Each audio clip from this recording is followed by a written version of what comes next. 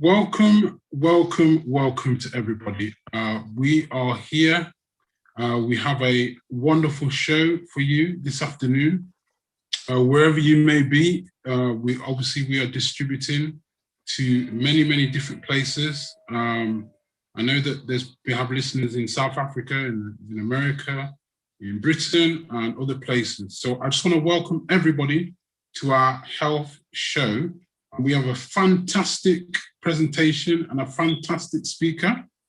Her name is Lucille Firefield, and she works at a Manor House. She's a worker, and I believe she's a director as well. And it's a wonderful place to go if you have health problems. And I'm sure she will allude to that later on in the show. So, as I said, this is the TTI Health Show, and my co-host is... Hi everyone, I'm Shirlene. Okay. Thank you for joining us. All right. Now, we do have one or two different shows that we do, and I'd like Shirlene to allude to that. I know that we have a spiritual health show. We also have a couple of other shows. So Shirlene, what else would you tell them that we can offer them? Okay, so within TTI, True Temperance International, as Edgar said, we have the spiritual health platform. We have a Telegram group for spiritual. We have and at 7 o'clock we have our Bible study on a Wednesday once a month. The beginning of the first, actually we might change it to a Monday to be honest, but it'll be the first either Monday or Wednesday of the month where it's just it's only ladies only, where we're talking about different aspects of health. So we've had January detox, February hormones, and last week we had Edgar. Last week we had that was it. Mind your business. That was it. Mind your business. It was the mental state of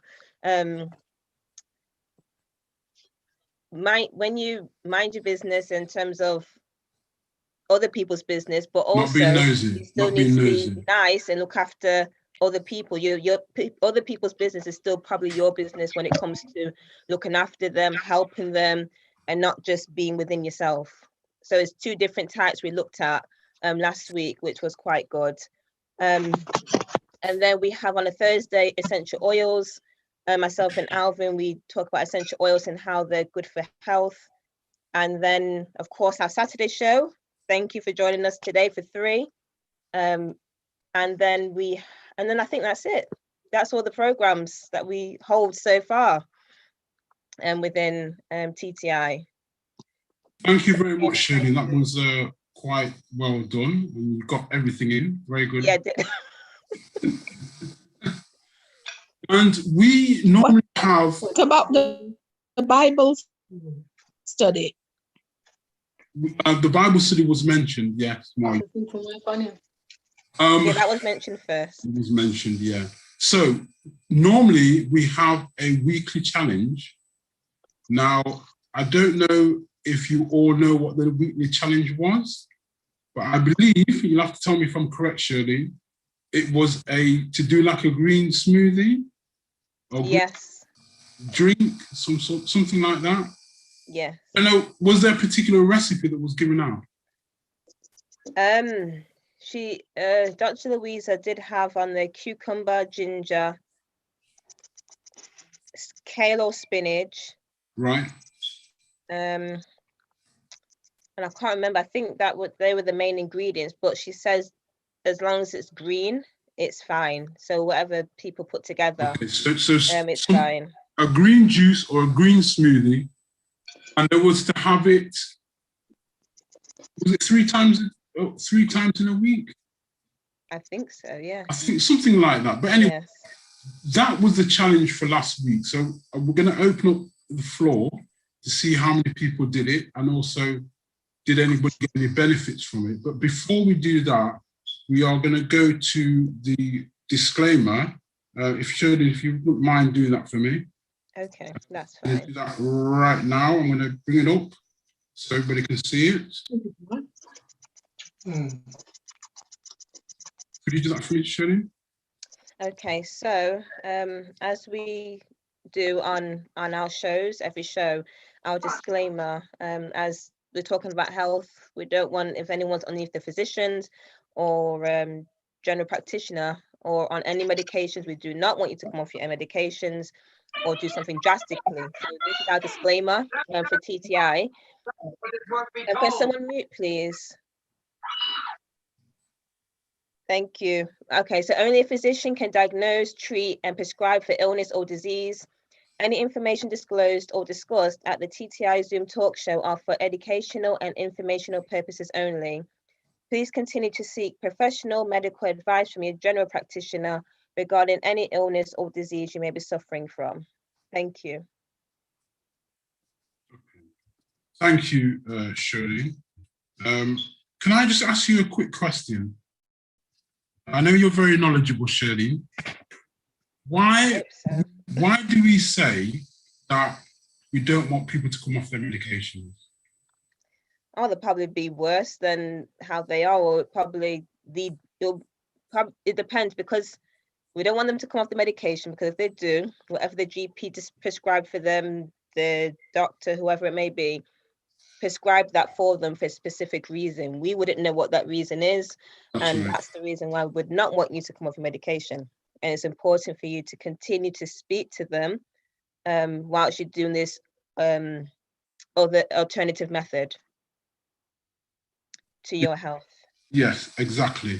And we don't want you to say, well, TTI has said we must come off medications because we're giving you good advice. Even though we're giving you good advice, you still need to seek your doctor or whatever, because you went to them first. So therefore they are in charge of your health. So we don't want to conflict with a medical doctor. Right. We have the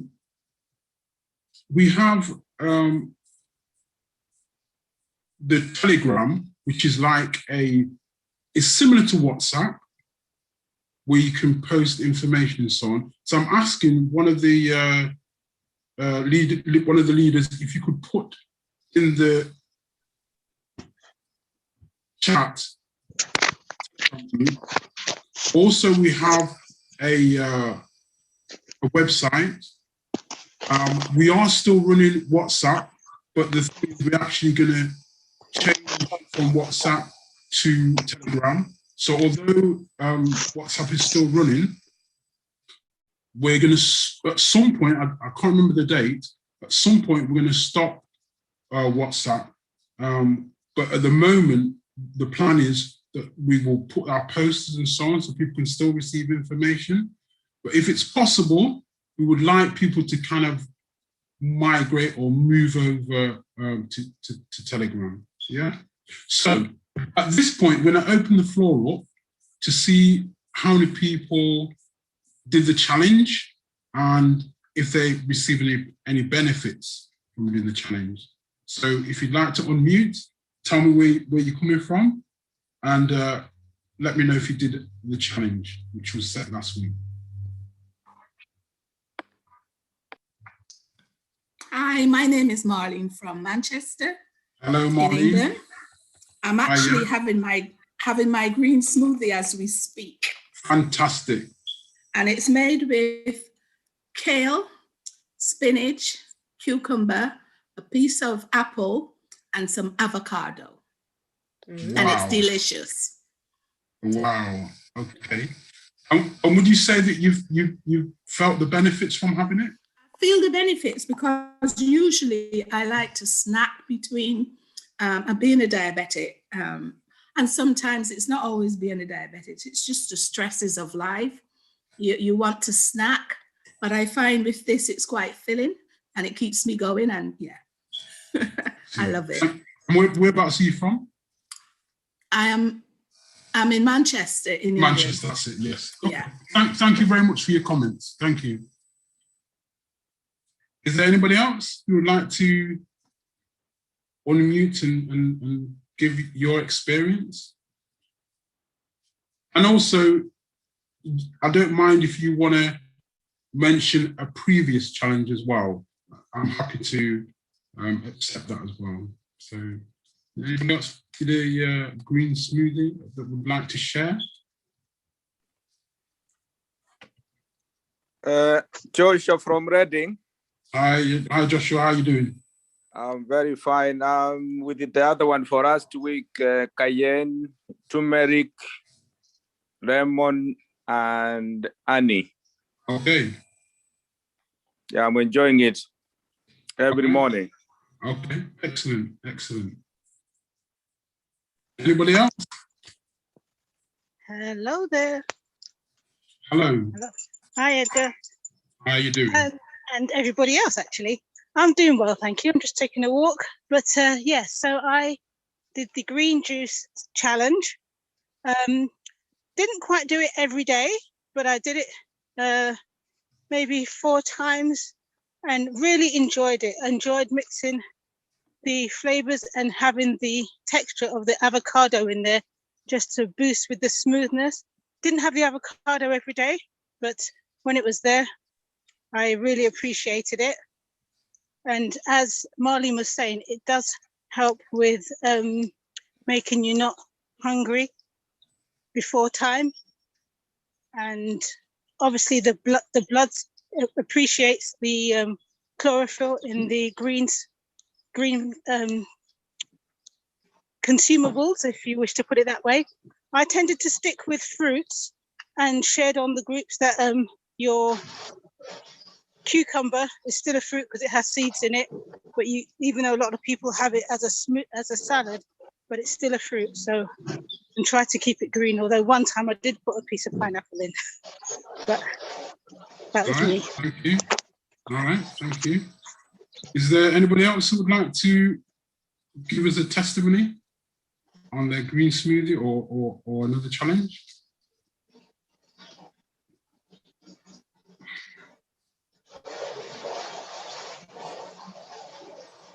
Oh, can I just add, to keep it green, I used mainly kiwi fruit, had kiwi in there in my juices, as well as green apples, cucumbers, green grapes, anything that was green and fruity went in, that was in my kitchen, as well as the avocado. Okay, excellent. Okay. Is there anybody else who would like to give a testimony on their challenge, on the challenge?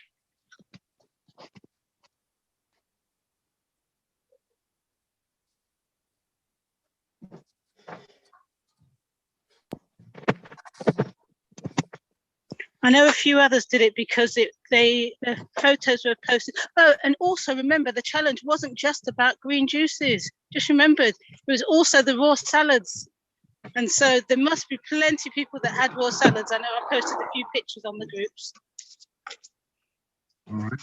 Well, I am going to give 2 more minutes for a couple of people to just slip in and say quickly what, if they did something, and then we're going to go to our main speaker for today. So this is the door is just kind of just left open ajar quickly for somebody to say something if they want to, and then we're going to get to the speaker for today.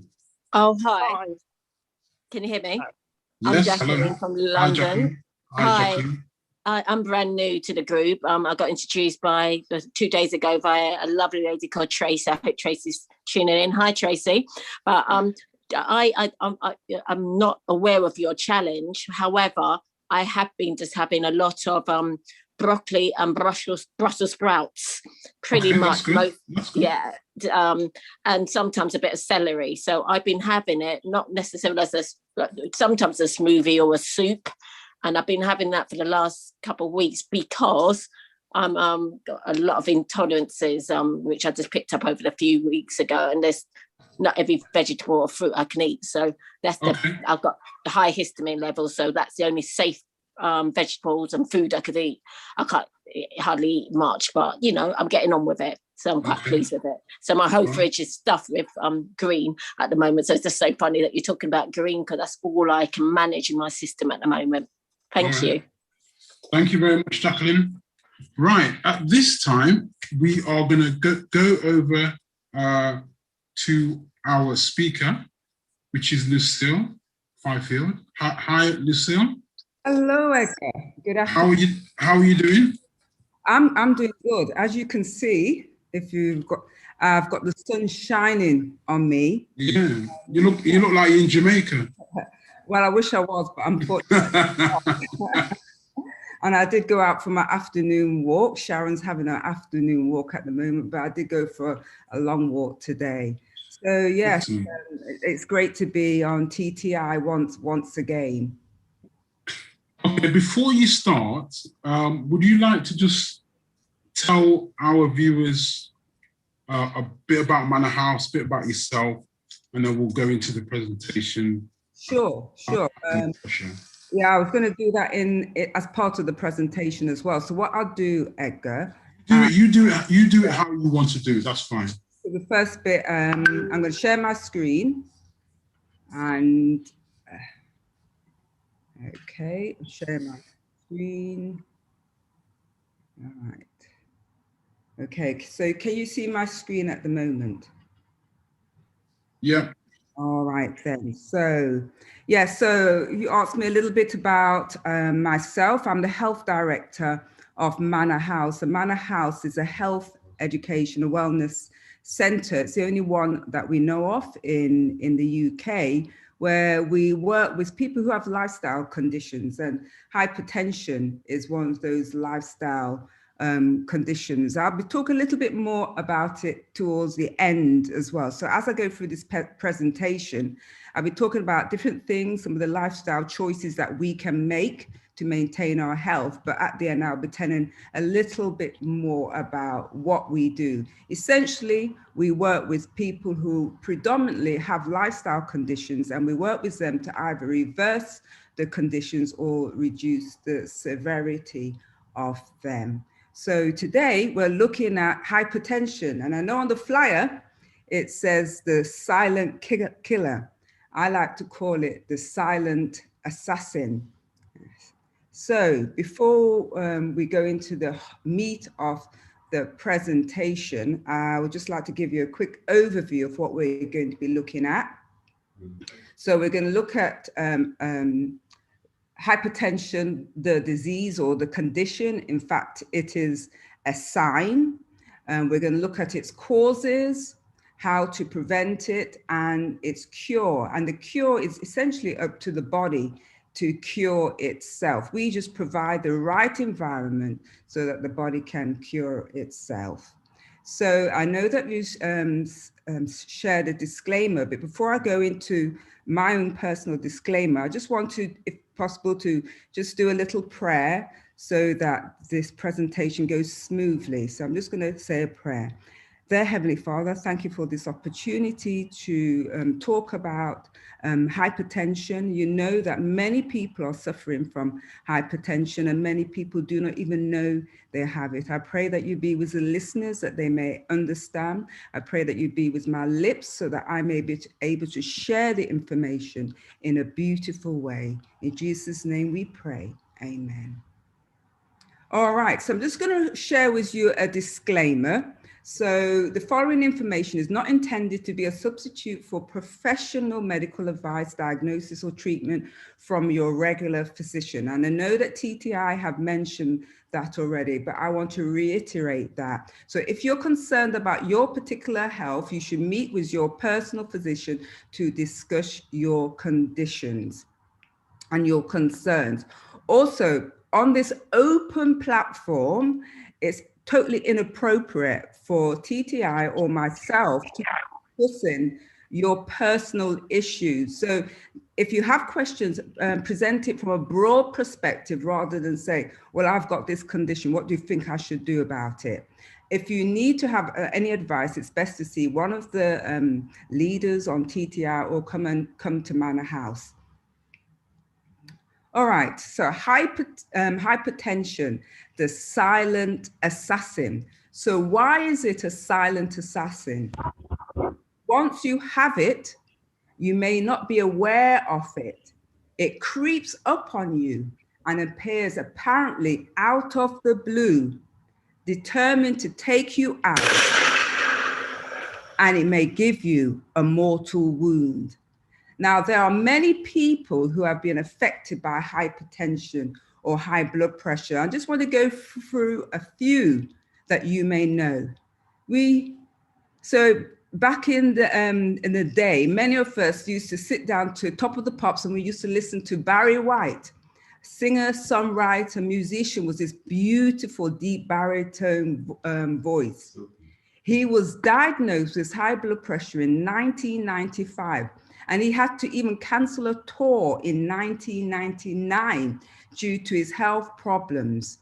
In 2002, he was hospitalized for kidney failure just 7 years after his diagnosis of high blood pressure. He died on the 4th of July, 2003, a few months after suffering a stroke. He was only 58 years old. What about this beautiful lady? We all know her, Whitney Houston, singer, actress. And many of us know how she died. She was found on February 11th, 2012, unconscious in the bathtub of her hotel suite and was pronounced dead a bit later. Even though it was revealed that cocaine and a few of the drugs were found in her body, now the official cause of her death was drowning, along with atherosclerotic heart disease, which was linked to undiagnosed high blood pressure. She had hypertension. She was only 48 years old. Okay. All right, so some of our younger viewers may know this guy, Michael Clark Duncan, an actor best known for his role in the movie The Green Mile. He suffered from different health issues, including high blood pressure and kidney problems. He suffered a heart attack on July the 12th, and 2 months later, he died on September the 3rd. He was only 54 years old. What about this lovely lady, Margaret Thatcher, known as the Iron Lady, the first female Prime Minister of Britain? She died peacefully from a stroke on the 8th of April, 2013. She lived till she was 87 years old, so she had a good innings. She exceeded her 70 years. However, this was not Margaret's first stroke. It was reported that she had suffered several strokes between 2001 and 2002. Her health woes also included dementia, with which she was diagnosed in 2008, all related to high blood pressure. Okay, American sprinting legend Michael Johnson, the man with the golden shoes, suffered a stroke in September 2018. Yep, he was 51 years old, this fit man.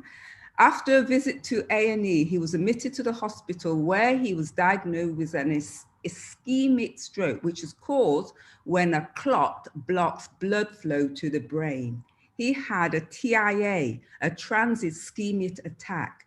The incident left him unable to walk. However, after applying the discipline of physical Olympian training, there is now no evidence of his stroke. There is no now apparent evidence of his stroke. But remember, once we've had a stroke, you have brain damage. He concludes that it could happen to anyone. So we have looked at some famous people who have experienced diseases caused by high blood pressure, which highlights some important points that I'm going to bring out in this presentation.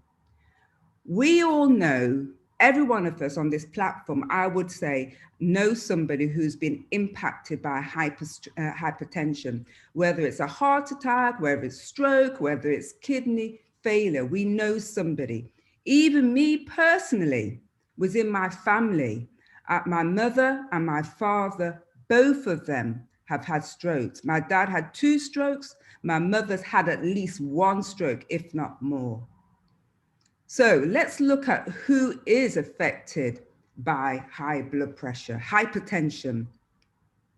Now, the global burden of disease in 2015 highlights that high blood pressure is the second biggest known global risk factor for disease after poor diet. So essentially what they're saying is, if you eat a poor diet, it's going to cause you to have disease. But also they're recognizing that the second one, if you have high blood pressure, you're definitely going to get disease. In the UK, high blood pressure is the third biggest risk factor for disease. So the first risk factor is smoking. So we all know that smoking causes so many different diseases, lung cancer, cardiovascular disease, and other things like that. Then poor diet, then high blood pressure. Now, in the world, approximately 25% of people have high blood pressure. High blood pressure is one of the most important treatable causes of premature morbidity, sickness, and mortality, death in the world. In 2015, in the UK, it was reported that high blood pressure affected more than 1 in 4 adults in England. So in England, there are more people having high blood pressure than in the world. Around a third of men have blood pressure, and over a quarter of women have it.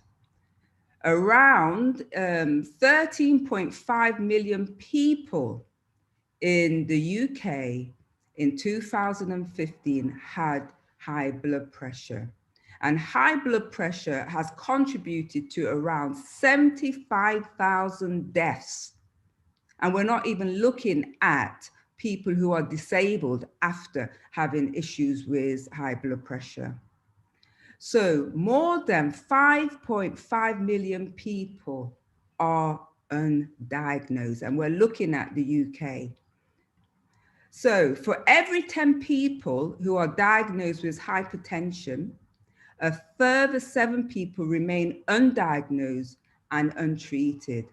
And that is a challenge for this week, to find those 7 people on this platform that have undiagnosed high blood pressure, hypertension. So let's look at who's affected by high blood pressure. Let's continue looking at that. So having high blood pressure can triple your risk of stroke and heart disease. Almost 2/3 of stroke survivors leave hospital with a disability. So if you have a stroke and you survived, 2/3 of those people who survive are leaving with a disability, maybe not be aphasia, not being able to speak properly. There's a weakness on one side, cognitive problems, etc. Stroke causes more disabilities than any other condition. Black people, people from the African diaspora, are almost twice as likely to have a stroke than white people. On average, people of Black African, Black Caribbean, and South Asian descent in the UK have strokes earlier on in their lives, as much as 10 years before their white brothers and sisters. Research suggests that this is because Black people are more likely to have high blood pressure and diabetes than white people, which is understandable. So both these things are stroke risk factors.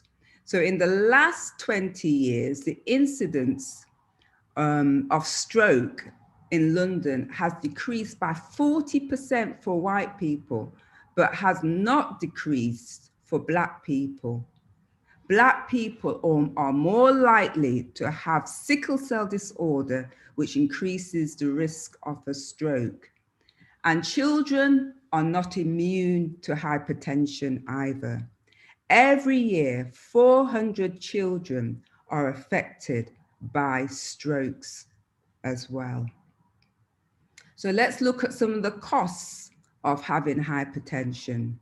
So new figures from Public Health England reveal that diseases caused by high blood pressure are estimated to cost the NHS over £2 billion every year.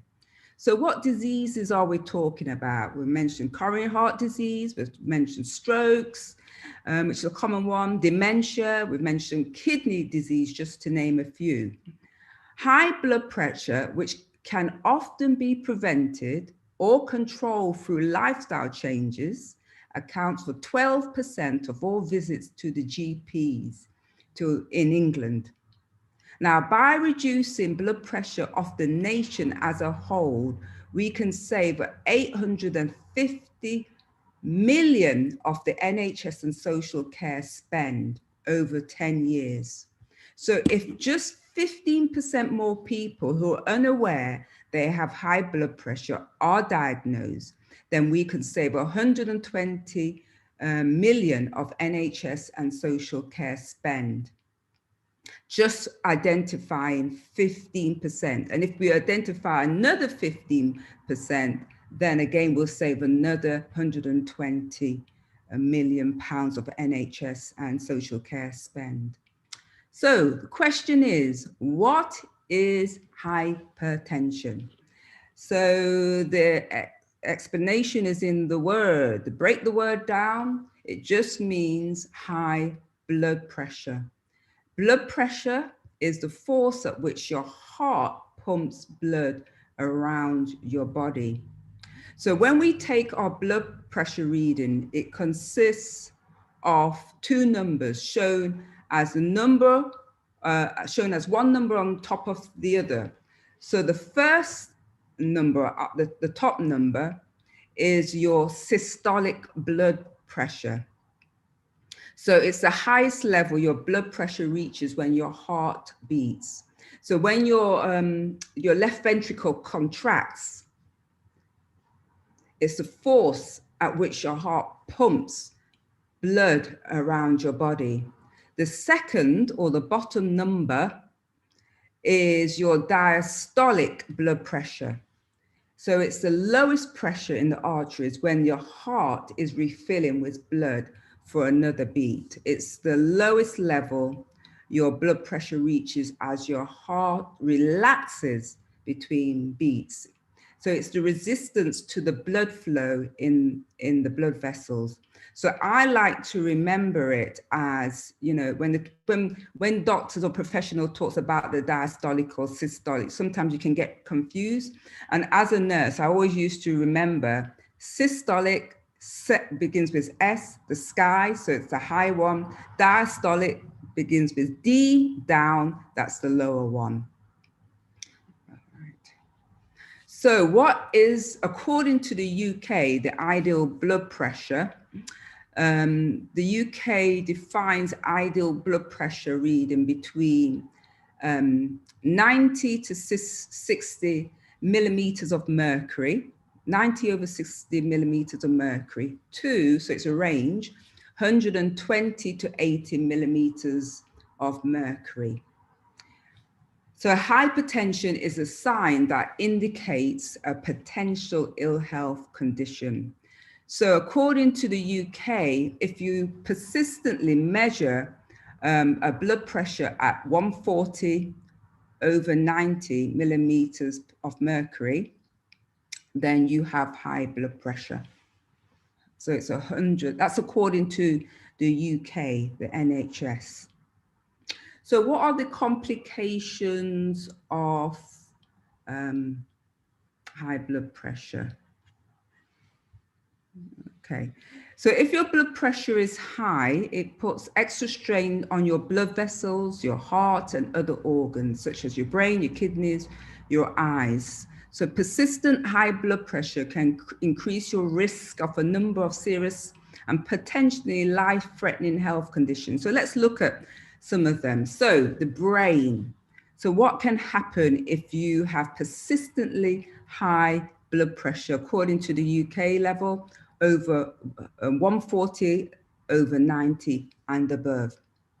So what happens to the brain? We've mentioned it before. You can have strokes, you can have dementia, you can have Alzheimer, you can have cognitive decline. So Margaret Thatcher, She got dementia, Alzheimer, she got cognitive decline. This woman with a fantastic brain that governed, managed, led Britain for so many years, her brain ability was destroyed. So you also can get hypertensive encephalopathy, which is confusion, lethargy, seizure, and coma. So what happens to your heart? Understandably, you can get heart attack, you can have a cardiac arrest, heart enlargement, congestive cardiac failure, increased risk of heart rhythm problems, arrhythmias. So what happens to the blood vessels? So atherosclerosis, it's when that fatty plaque coats your arteries and makes your arteries narrow, and it makes the heart have beat harder to get the blood through those narrow arteries. Over time, those arteries can start ballooning, getting weaker, and it can form aneurysms, which can burst. Understandably, a lot of those happen in your brain. That's why people have bleeding on the brain. Kidneys.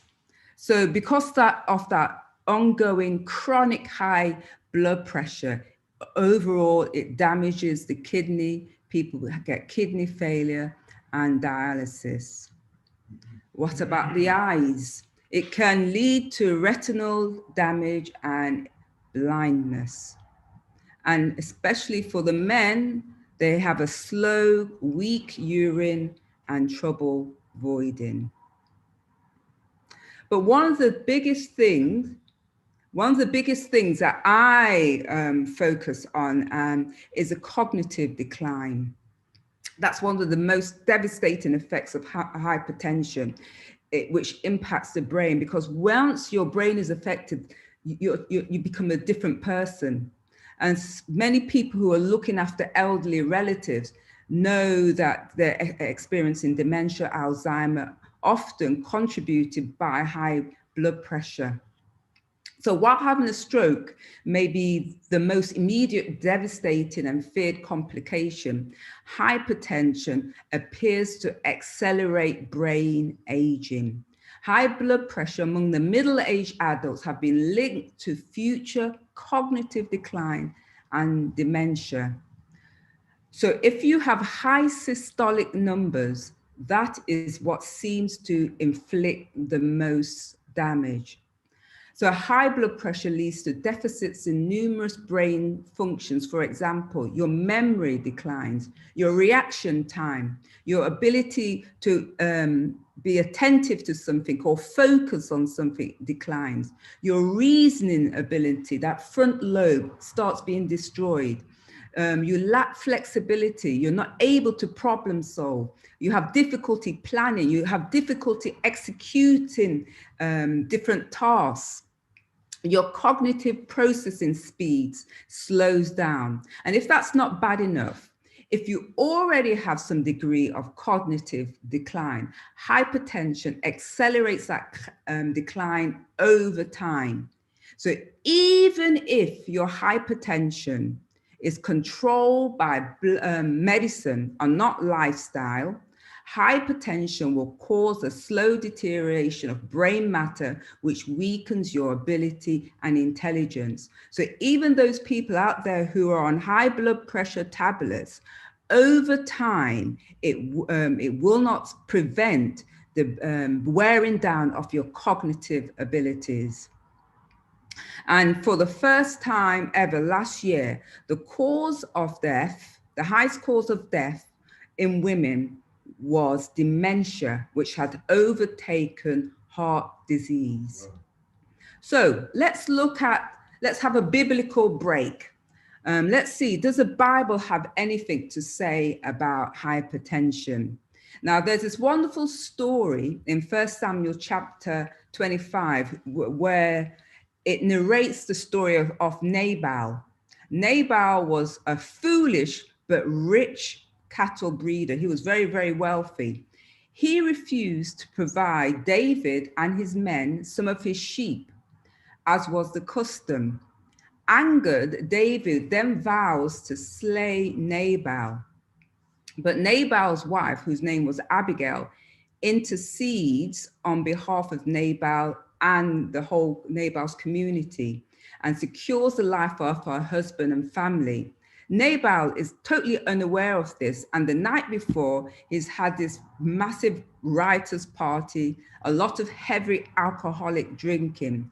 And in the morning, when his wife tells him what happens, it says in the Bible, when he heard that his heart died within him, he became as stone.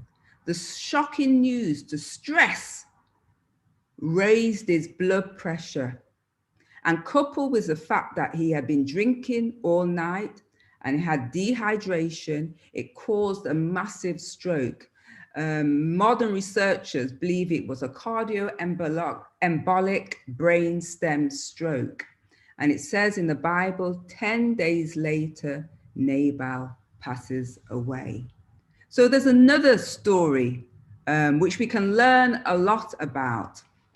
Again, we're looking at what the Bible has to say about hypertension. And this is found in Numbers, but also in Psalm 78.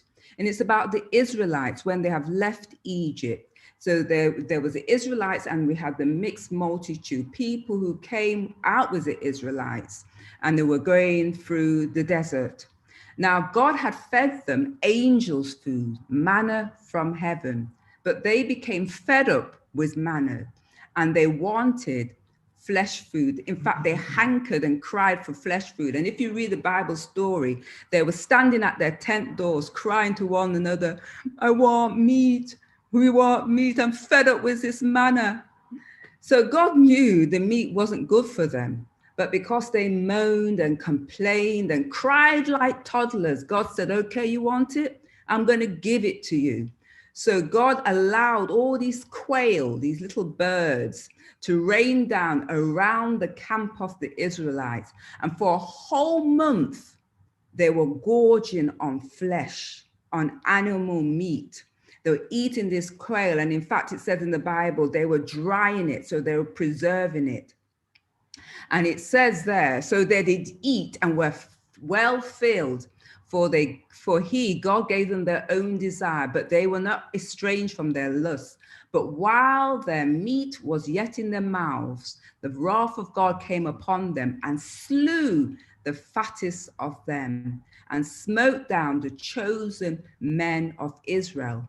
Why did they die? And when we look at that situation, they were eating large amounts of protein, animal protein. So they had excess urea in their body. They were in the desert. They weren't drinking enough water. So they were dehydrated as well. The fattest ones obviously had large amount of visceral fat in their bodies. So they had a lot of atherosclerosis in the body. And coupled with high blood pressure caused heart attacks, cardiac arrests, and stroke. Yes, the Bible talks about hypertension and the causes. From these stories, famous people and biblical people as well have alluded to some of the causes of high blood pressure. But let's pin it down. So, you may be surprised to hear that there are two types of hypertension.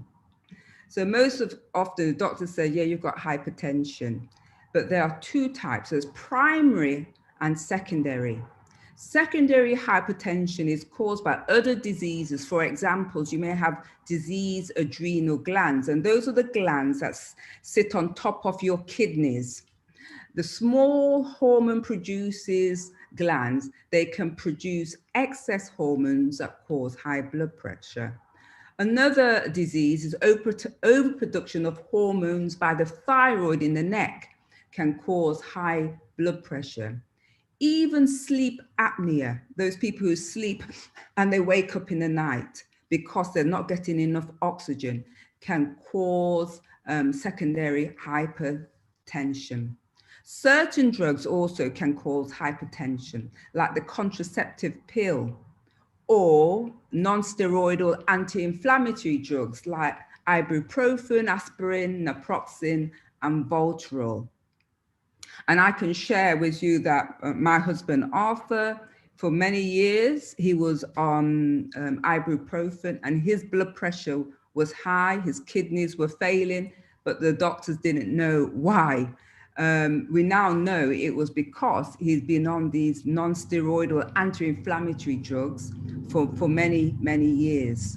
However, 90% of people with hypertension have primary hypertension. Yeah. So my husband said to let you all know that he came off the non-steroidal anti-inflammatory drugs. He no longer takes any drugs and his blood pressure is low. And we'll talk about that later on, about low blood pressure. So 90% of people with hypertension have primary hypertension. However, both primary and secondary hypertension is caused by lifestyle choices. So as we go through the causes, we will also be looking at the solutions as they are closely connected. So I'm going to focus on the lifestyle changes that can reduce hypertension.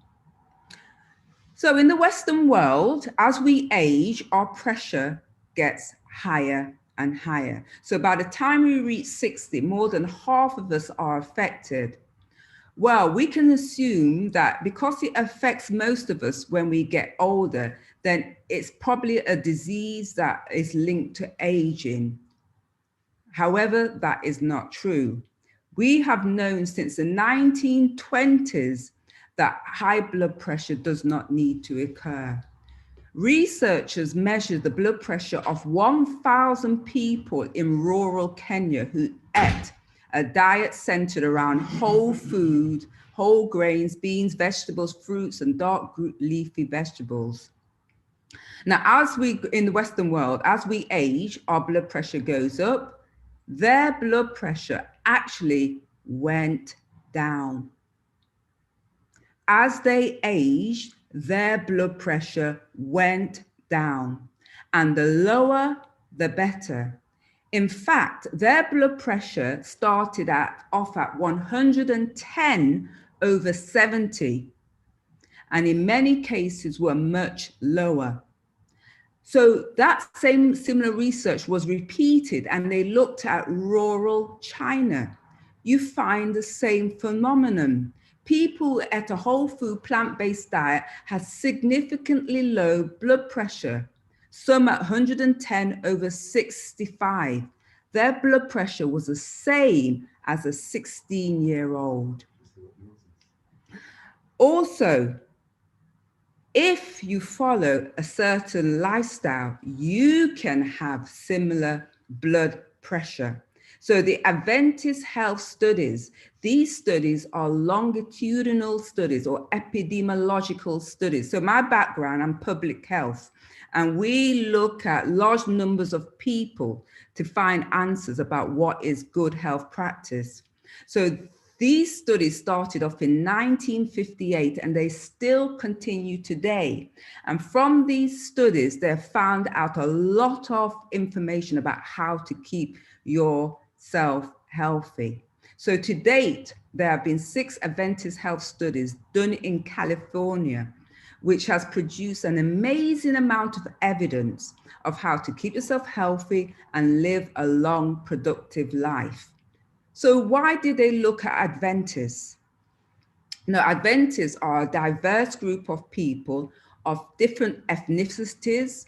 Some are highly educated, some have a basic education, some are well off, some are economically challenged.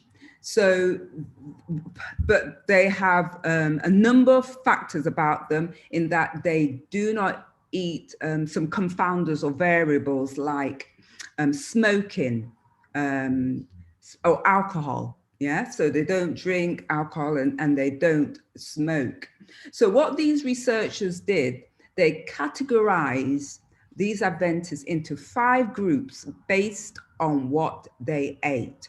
They had non-vegetarians who ate meat, fish. They had semi-vegetarians. They had those who only ate fish, pescatarians. Then those who ate dairy, milk and eggs, and those who were totally plant-based. Some will call it vegan, I call it plant-based. And what they found is that as you move from the meat eaters downwards to the ones that were totally plant-based, their blood pressure became lower. It went down. So the meat eaters had the highest amount of blood pressure, and those people who were totally whole food plant-based, they had the lowest blood pressure. So what was happening, the phenomenon in Kenya, the phenomenon in China can be replicated with ordinary Western people. Another study found that people who were on a 7-day residential program, who was placed on a plant-based diet, who ate a low-fat, high carbohydrate, moderate sodium, purely plant-based diet, and they could eat as much as they like during their meal times, they were able to reduce their blood pressure as well. And we looked at diabetes last week. They were able to reduce their diabetic markers and coronary heart disease markers. And that was just in 7 days. So this is a type of program that we run at Manor House. Further studies involving 73 men and women with high blood pressure, they attended a 3-week residential program at Weimar Institute in California. And again, these people, after 3 weeks, they had significant reductions in their blood pressure.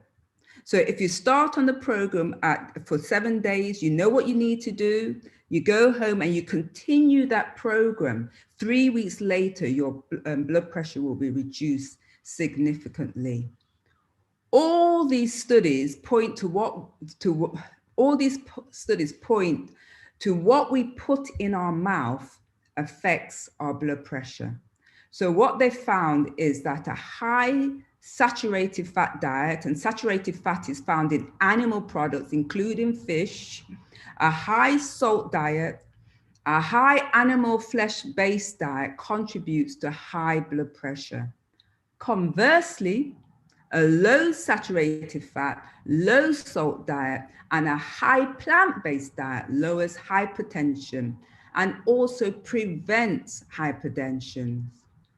These studies also indicate that the ideal blood pressure throughout our lives, not as we go older, that it goes up, should be 110/70 or less.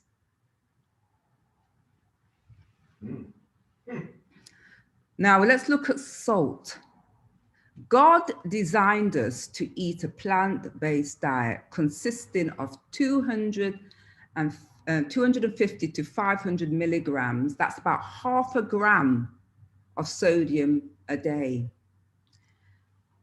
The average daily consumption is 3,500 milligrams. So I'll repeat that. God designed us to eat a plant-based diet that consists of 250 to 500 milligrams of sodium. The average daily consumption of Western society is 3,500 milligrams. So it's more than 10 times. It's more than 10 times. Now, the NHS recommends that adults should eat no more than 6 grams of salt a day. And remember, what we should be eating is 0.5 gram a day. The NHS is recommended have 6 grams. That's 12 times as much, and that's around a teaspoon. Now, double-blind trials show that salt significantly increases our blood pressure. A single meal increases the blood pressure over the next 3 hours. So once you eat a meal with a high amount of salt, then it's going to increase your blood pressure for 3 hours after that meal. And also it starts affecting the arterial walls within 30 minutes of eating that, that high salt diet. Cutting sodium lowers blood pressure. So cut out the salt. The body has to work hard to get rid of excess salt. And the body, the way it's been done is with the kidneys. The kidneys are working hard to excrete that. Research also finds, when we look at the Adventist health studies, they looked at African-American Adventists who were eating meat and white Americans who ate meat. And what they found is that the African Americans, Adventists who ate meat far more often than their white counterparts.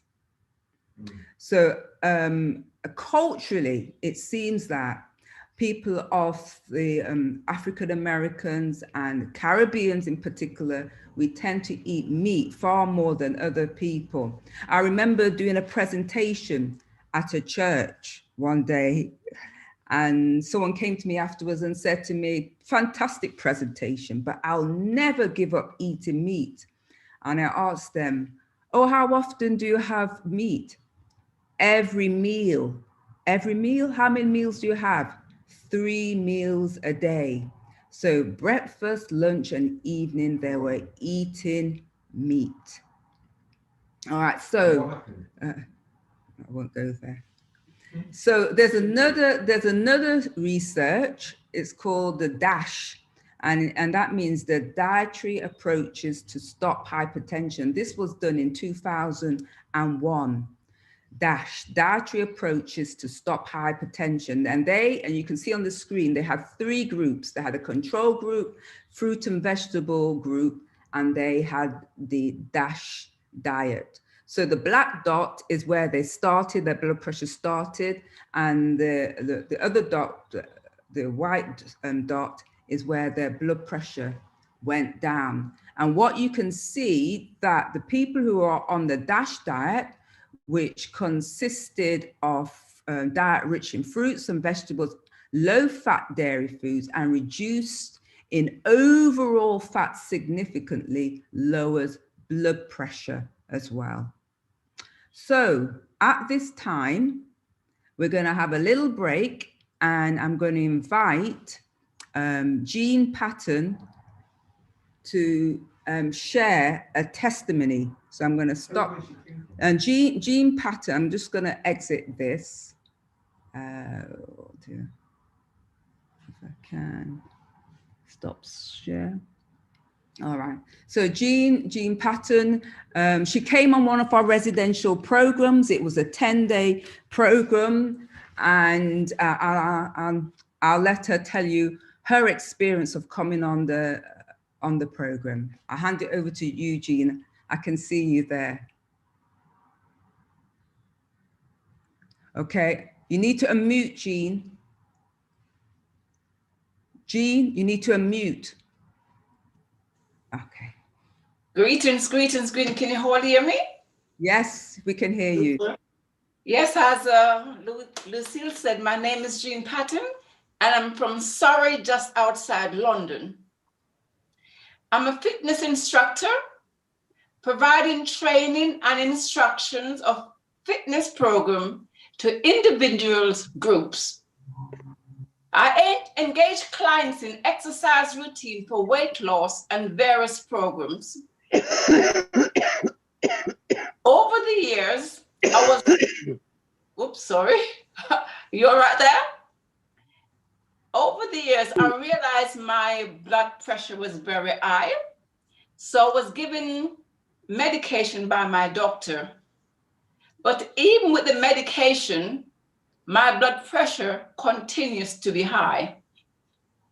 I was told my heart is working too hard at times, especially I was studying late at night, and I'm sure that doesn't help. I was a mature student studying, so I'd be staying up, studying sometime late into the mornings. I tried to exercise, do my own home remedies, but still my blood pressure continued to be high. One day while speaking to a church leader, we were talking about health and exercise, and she mentioned Manor House. The pastor told me that Manor House Health Center was highly recommended to her by a friend. Wow, I was excited. I thought, wow, I must try this. So immediately I called and booked a 10-day program. Within 3 days of being on that program, I could see a significant difference in my blood pressure within 3 days, which continues on for the rest of my stay, which was 10 days. I came to the conclusion that it's very, very important that we should try to find the root cause of our issues. We should try to treat our health concerns with lifestyle changes and natural remedies. As I said before, within a short time, I could see a difference. All of us should, I believe, should find ailments. No, sorry. I find ailments is a warning for us to improve our health. We get the signs and sometimes we ignore them. At Manor House, I was really, really surprised to see every day our blood pressure would be taken, and saliva and urine would be taken. And from this, a program would be provided for each of us, which was very, very impressive. We had daily presentation with research for perfect health. At the end of the session, we were also left with a manual. And this manual had various information for diet and various natural herbs remedies and various contacts. We were also given opportunities to contact the retreat should in case we need any help. And we could also attend various presentations. We could also call the center anytime should in case we require further information. So that's roughly is my little synopsis on visiting Manor House. I did not discuss this with Lucy. This is just my experience. And as I said before, within 3 days, I could see a marked change. And since then, with all the information armed with, my blood pressure is staying down. Mm-hmm. That's it, Lucy. Thank you. Thank you, Jean. Thank you for sharing that. And one of the things that I've found really powerful as well is that Jean has been to other lifestyle centers. Oh, well. Yes. She's been to, I don't know if many of you heard Jason Vale, the juice master. So she's been to his retreats in, I think it was Portugal. Oh, yes. So I remember that. So she's been there and those places, but she hasn't had the same outcome that she got when she came to Manor House. So this is just evidence to show you that it can work when we follow the similar approach in England. I'm going to continue with, thank you again, Jean, really appreciate that, sharing that. I'm just going to continue sharing my screen.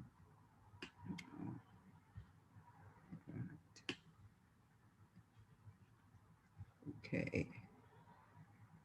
All right, so we're going to look at how to establish the right habits. And that's what we talk about, how to establish right habits of reducing your blood pressure. So we're going to bring it home now. So what do we need to do to lower our blood pressure and also to prevent it? So we have to, one of the things we need to do is reduce excess weight. However, a person who has high blood pressure, you don't need to reach your optimum weight for you to achieve a drop in blood pressure. So just initiating a weight elimination program, all right, eliminating about 5 pounds, and that's how much you can lose on a 10-day program. That will bring the blood pressure down substantially in most cases. Now, we talk about weight elimination. We don't talk about losing weight, because anytime we lose something, if I lose some money, I want to find it. And in the same way, if I lose weight, often than not, we'll go back and find it again. So we talk about weight elimination. So eliminate just 5 pounds, and that will help to improve your hypertension. We recommend at Manor House is a 2-meal plan. And again, this is based on evidence and on science.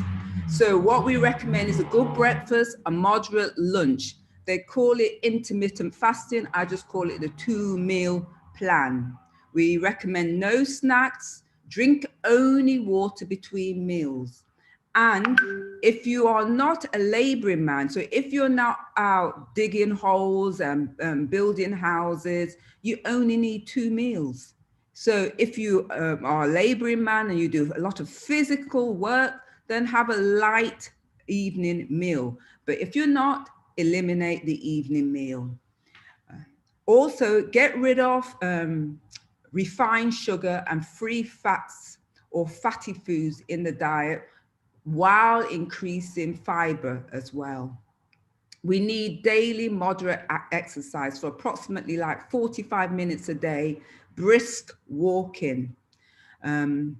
Regular exercise may permit people who are afflicted with severe hypertension to reduce their dosage of antihypertensive pharmaceutical drugs. So in one study, they put people with hypertension on a stationary bike, and all they had to do is ride that bike for 15 minutes per day for 8 months. And at the end of that 8 months, they were able to reduce their blood pressure. Now, if you're struggling with weight issues, and especially the emotional aspect of weight, we also have got this program called the Mind Over Desire program. It's a 12-week program, and it's a free program. So we're looking at the habits that we need to have in order to reduce our high blood pressure. We need to cut out the salt. And rather than sort of reducing it gradually, the best thing to do is one day get rid of the salt, and then just let your taste buds get used, acclimatize to the natural taste of the food. So cut sodium, cut fat, sugar for a few weeks, and your taste buds will revert to normal.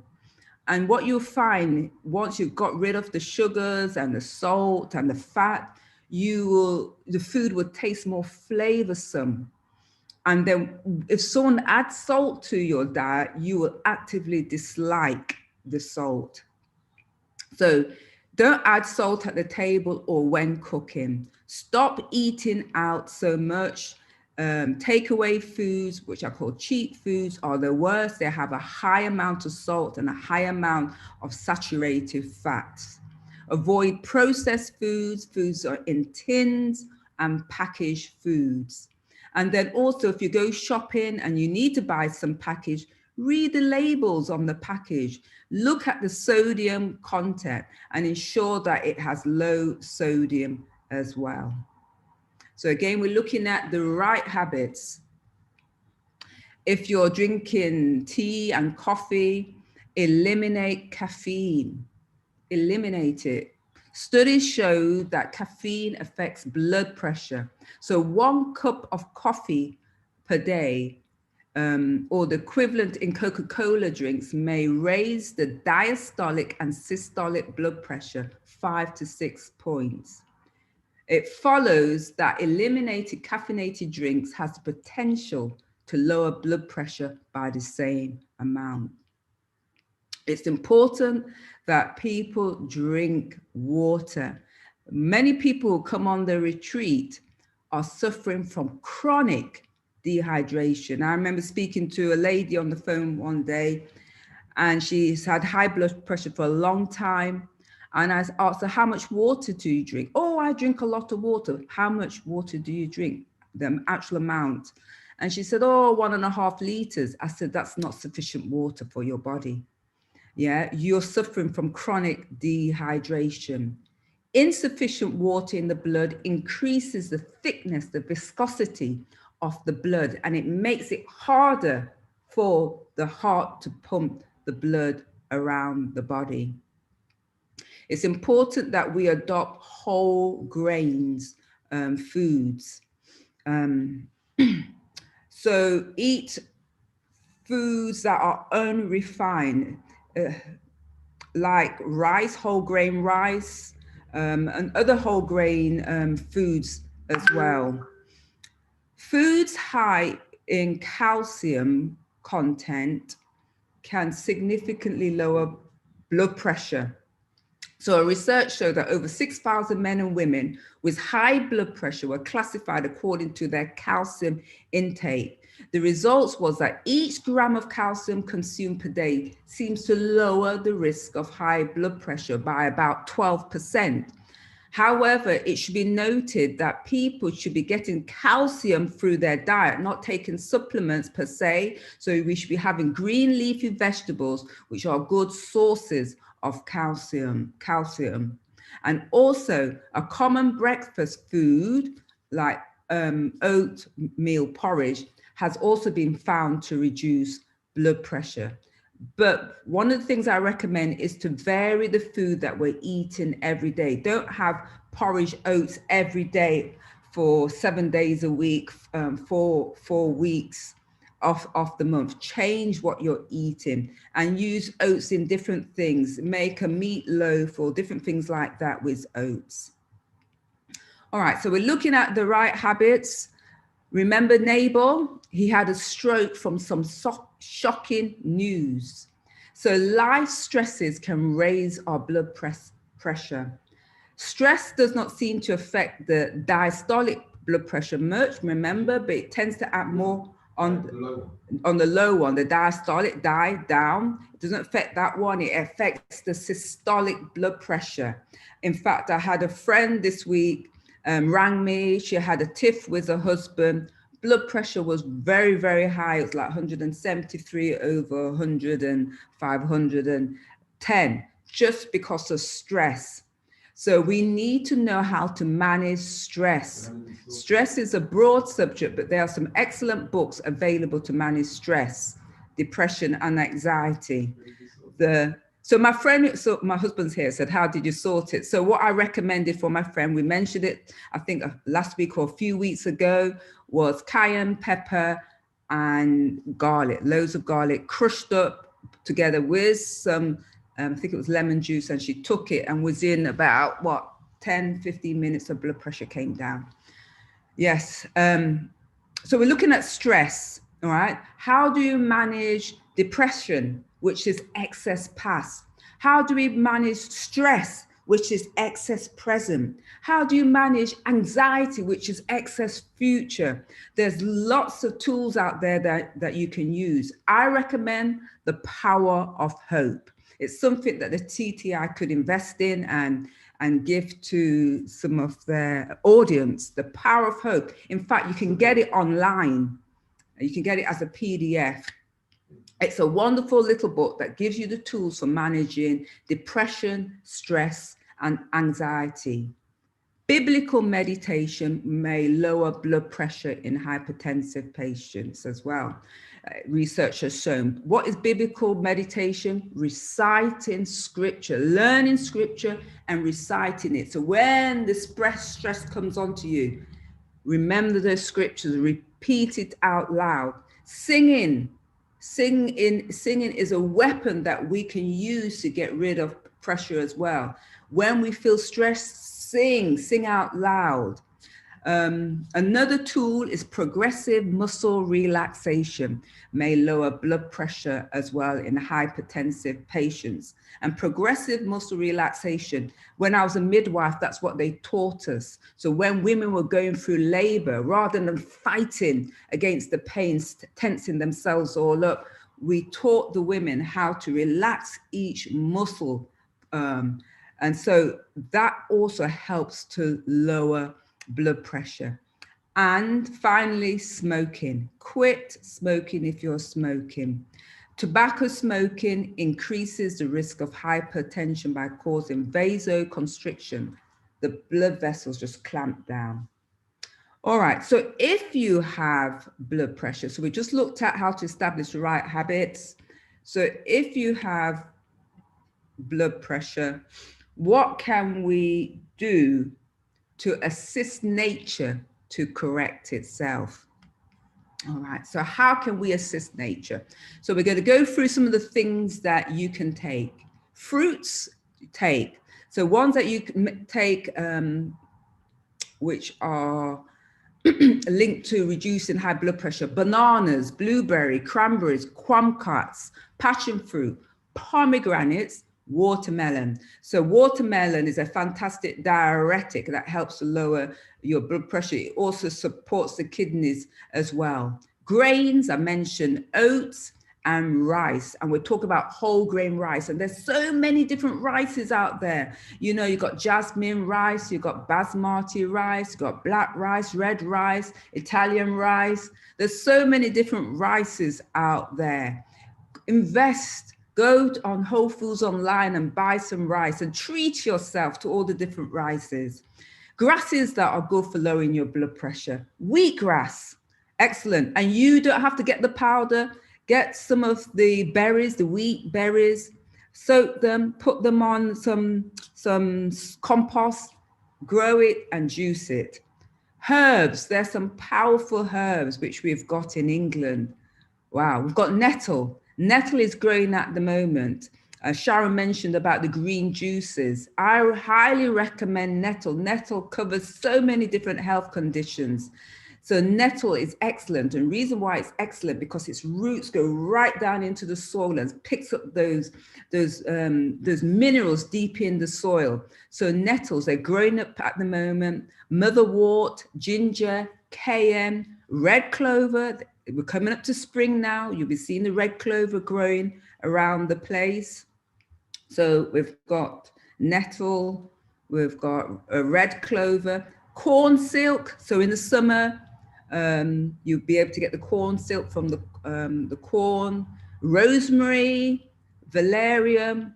And so if you're overseas, moringa and noni as well. So in terms of beans, we've got aduki beans, which are very, very good. And then in terms of seeds, we have celery seeds, lower blood pressure.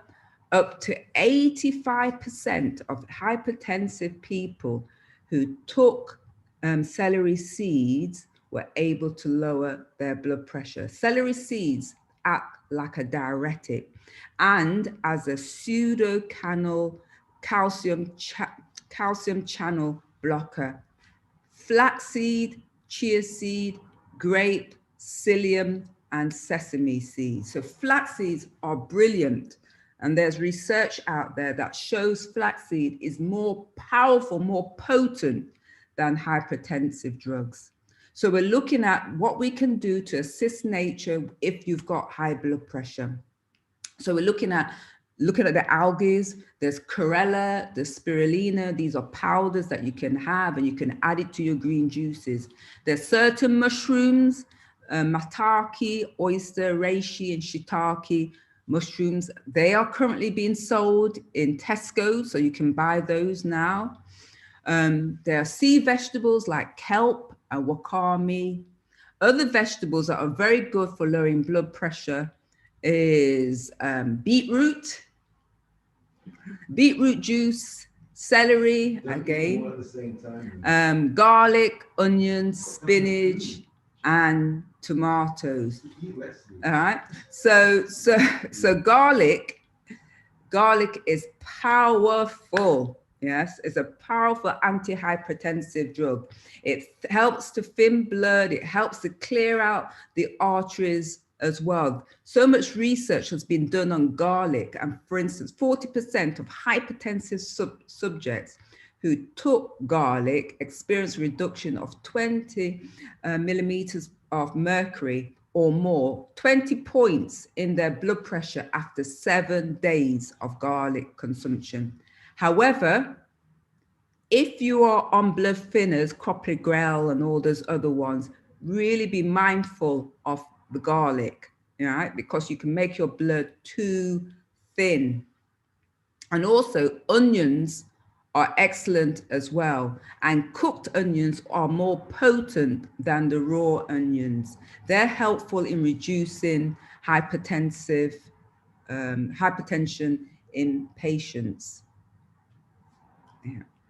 All right, so I just want to have a brief look at hypertensive drugs. All right, so there are hypertensive drugs are not as effective as diet and lifestyle in reducing blood pressure.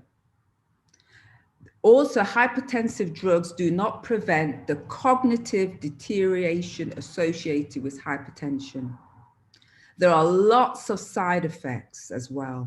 There are 4 main types: the calcium channel blockers for things like amlodipine, felidipine, etc. Then you have the diuretics, which may go on to cause, those ones help to excrete the water. It causes electrolyte disturbances. Then the beta blockers, atenolol is a popular one. Propranolol is another one. They cause lethargy, and for the men who take it, it causes impotence. And they also cause arrhythmia. And do you believe it as well? One of the side effects of them is high blood pressure. Can you believe it? And then you have ACE inhibitors. You have similar side effects. And one of the calcium channel blockers and the ACE inhibitors, they tend to cause a lot of swelling, feet swelling as well.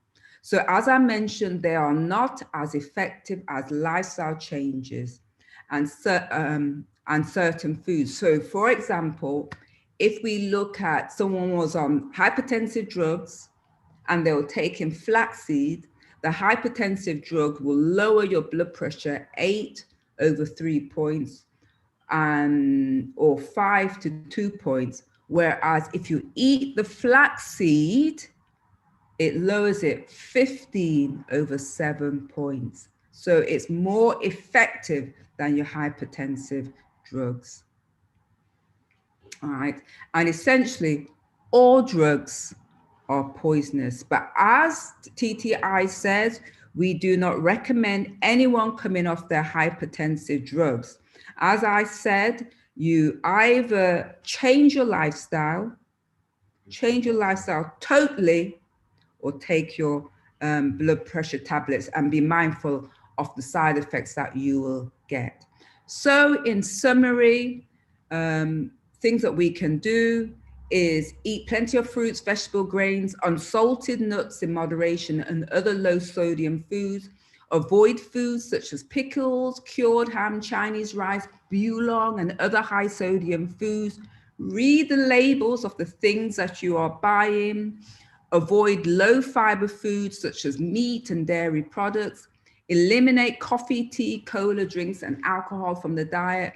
Drink water. I cannot reiterate that enough. Drink water according to your weight and your health condition. Drink water. Stop smoking if you're smoking. Put the salt shaker away. Don't put it on the table. Don't put it in cooking off your food. Bring your weight down to the recommended level for your height and weight. Also work out your visceral fat. And so that is a hidden fat in your body. So even though you may look thin, you can be TOFI. So you can be thin on the outside, but fat on the inside. So we need to eliminate that visceral fat as well. adopt exercise, brisk walking, and learn how to cope with stress. And remember, prevention is better than cure. We need to be following this lifestyle, the original prescription for us. And most of all, we need to have complete trust and gratitude in a God that loves us. So we looked at hypertension, the silent assassin. There is no need for any of us to become another statistic, a victim of lifestyle choices. By putting in place these lifestyle changes, you'll be able to disarm hypertension, the silent assassin. However, if you are struggling, if you need help to implement any of these changes, then we have the Restore to Health residential program. And this is a program that Jean Patton went on. Our April program is full. We're taking bookings for May the 2nd to the 12th and June the 6th to the 16th. And we work to ensure that everyone who comes here are equipped to know how to look after this beautiful, this wonderful machinery that God has given them. So we are Manor House. We're the Health, Education and Wellness Centre in the UK. And I thank you for giving me your attention. So, oops. All right. Okay. Sharon or Edgar, did you want me to share? Yes, I'm here. Did you want me to share the challenge? Yes, please. I'd love you to do that. I was just thinking what we would do, and I know that you messaged me earlier, and I think, yeah, if you could do that, that'd be fantastic.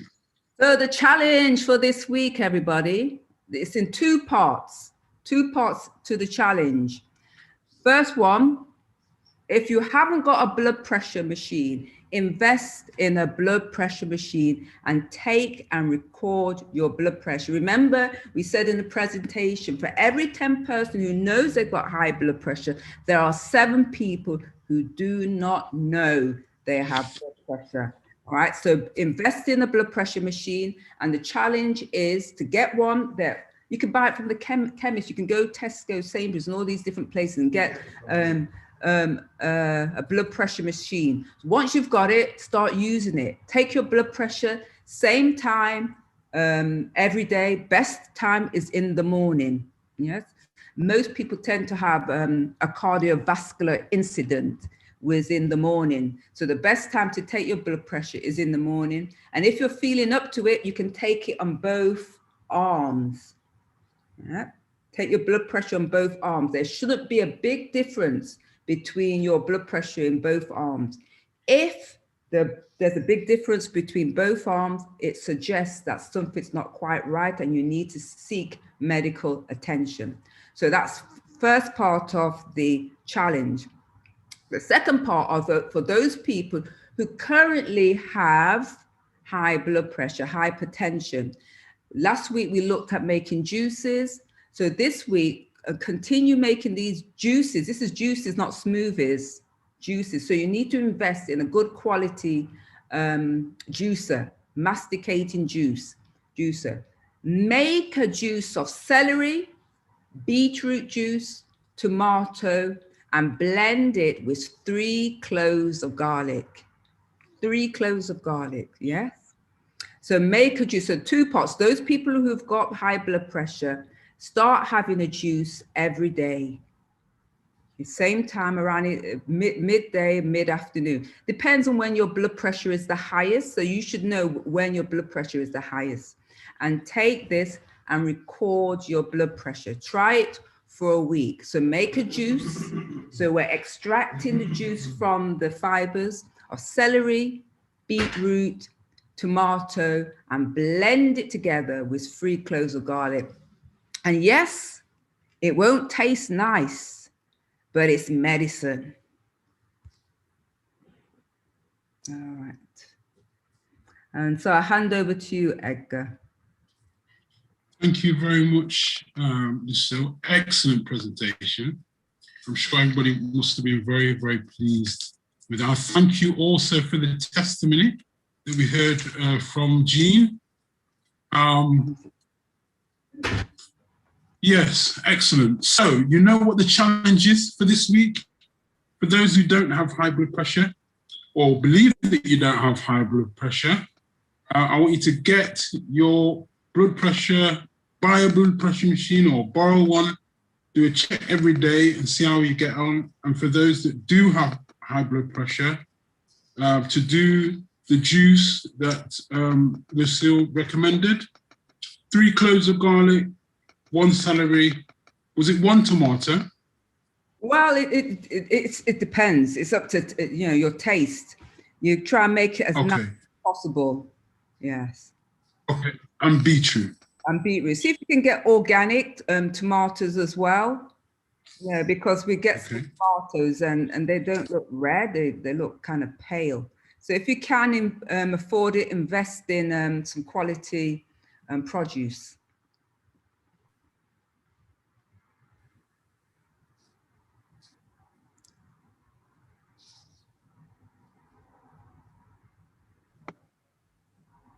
I just lost you for a moment, so I didn't quite hear the last thing you said. No, can you hear me now? Yeah. Yeah, I was just saying, there is no, I don't measure, I don't weigh things. I just do it according to taste. So the basis is the garlic, the celery, the beetroot and the tomato. And if you can afford it, try and buy organic. If you can't, it doesn't matter, just get what you can and just juice it. And it's between 3 to 6 cloves of garlic. When you say cloves, you're talking about the whole thing, or you're talking about pegs? Pegs. Okay, all right, that's fine.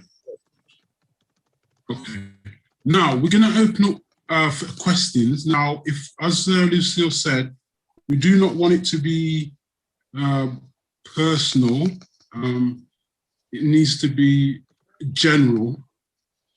So if anybody's got a question on the presentation or something around that, the floor is now open for you to ask your question. Just unmute and say who you are and where you're from. Thank you.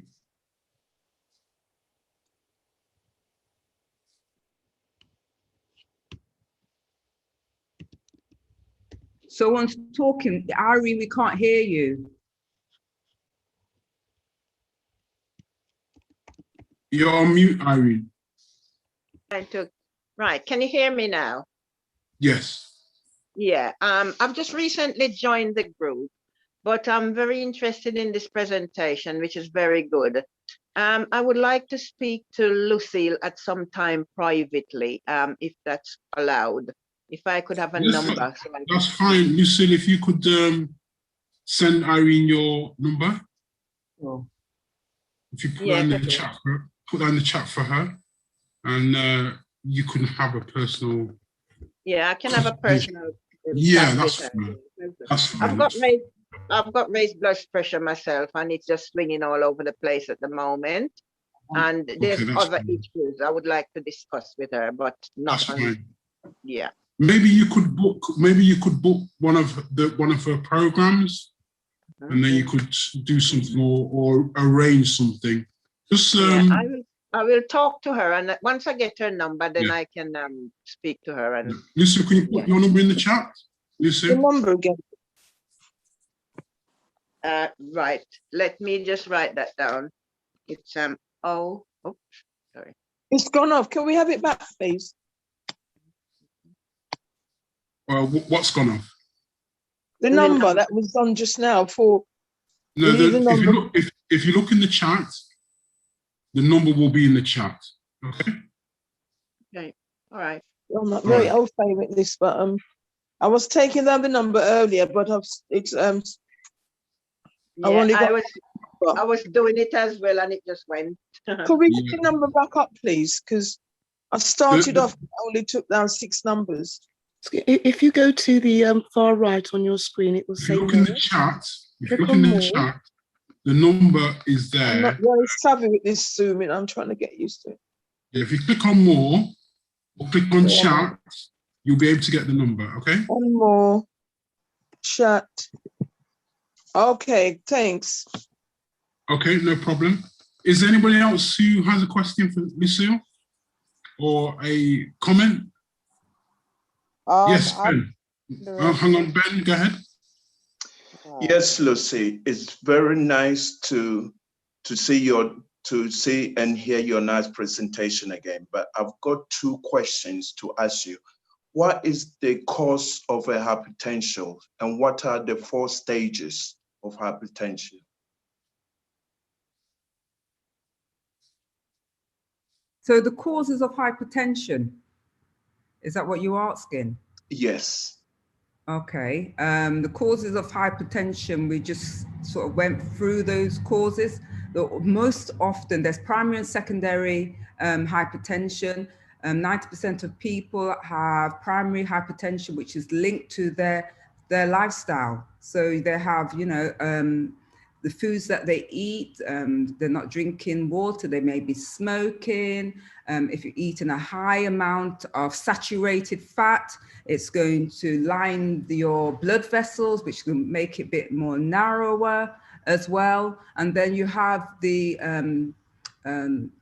secondary hypertension, which is linked to other diseases. But again, those diseases are caused by lifestyle, the choices that we make. Oh, thank you. I have a hand. Is it Raphael. All right. Hi, Raphael. Can you answer your state your question, please? I just wanted to know. I'm 17, and I wanted to know: can 17-year-olds get hypertension? Yes. Yeah, absolutely. Yes, and in fact, you know what they have found. Researchers, they looked at postmortems of young men who died in battle, war. So these men are considered to be fit and healthy, but when they did the postmortem, they found that they had the foundations of atherosclerosis in their heart disease, essentially. So even though they may not have had any symptoms, it is there already. And so, yes, young people can get hypertension. Sometimes it's due to secondary causes. But yes, I've met young people with hypertension. Remember in the presentation, I said every year 400 children succumb to a stroke. Yeah. Thank you. Carl, you've got your hand up. Would you like to unmute and say where you're from and ask your question? Hi, my name's Carl. I'm from London. I'm very new to the group, so I'm literally a very much a newbie. But that's okay. Welcome. Yeah, you sorry, is it Lucy? Yes, I answered. Lucy. Yes. Lucille. Hi, Lucille. You were talking about juicing the garlic and tomato and the celery. Can you blend it? Yeah. What we're trying to do is use it like a medicine, and really what we want to do is for it to absorb very quickly into the bloodstream. If you want to blend it, you can do. But what my recommendation is to juice it. So separate the fiber from the juice and you drink that. And immediately from the time it goes into your mouth, you start mixing it with your saliva amylase, you know, it starts breaking down very, very quickly. So I recommend juicing. If you want to make a smoothie, that's entirely up to you. Okay, it's because I'm diabetic, so I've been told the fiber is good for me. I understand what you're saying, Carl. You know, we've had We've had people come on our programs who have been diabetic. And in fact, you know, a couple of them haven't told us that they were insulin dependent, and they've come with the insulin, and we've put them on a juice program, and we've monitored them very, very closely. And a couple of them have walked from the program without being on insulin. They've just been on their metformin or glucoside or whatever medication. So I understand what you're saying. And this is something that you need to have a discussion with me one-to-one or with your healthcare provider. But yes, we have given people who are diabetics, we've put them on juice programs for 5 days. Yeah. Okay, thank you. I'll look to have a chat. Thank you very much. Jacqueline, your hand is up. You'd like to unmute and ask your question? Hi. Hello. All right. Yeah. Hi, Lucille. Lovely presentation. Even though I'm not necessarily suffering, or I don't think I am, from high blood pressure. However, it's always good to follow many things in terms of dieting, as you mentioned. What I was going to ask you, you mentioned about water. Many of us are not drinking as much water now. I find it quite difficult sometimes. I'm really trying to drink as much water as possible, and recently I've been trying to go with 3 liters a day. However, I found it really difficult in terms of, it's not being too bad being at home, but when I'm at work, I'm constantly in the toilet. Is there any way around that? Because it goes right through me. Could that be a problem, or I don't know what we recommend is water according to your weight and your health condition, and there's a simpler formula that we follow. So I think I mentioned it before. So if you're relatively healthy and you have no other significant health conditions, so we say 47 mils per each kilogram of weight.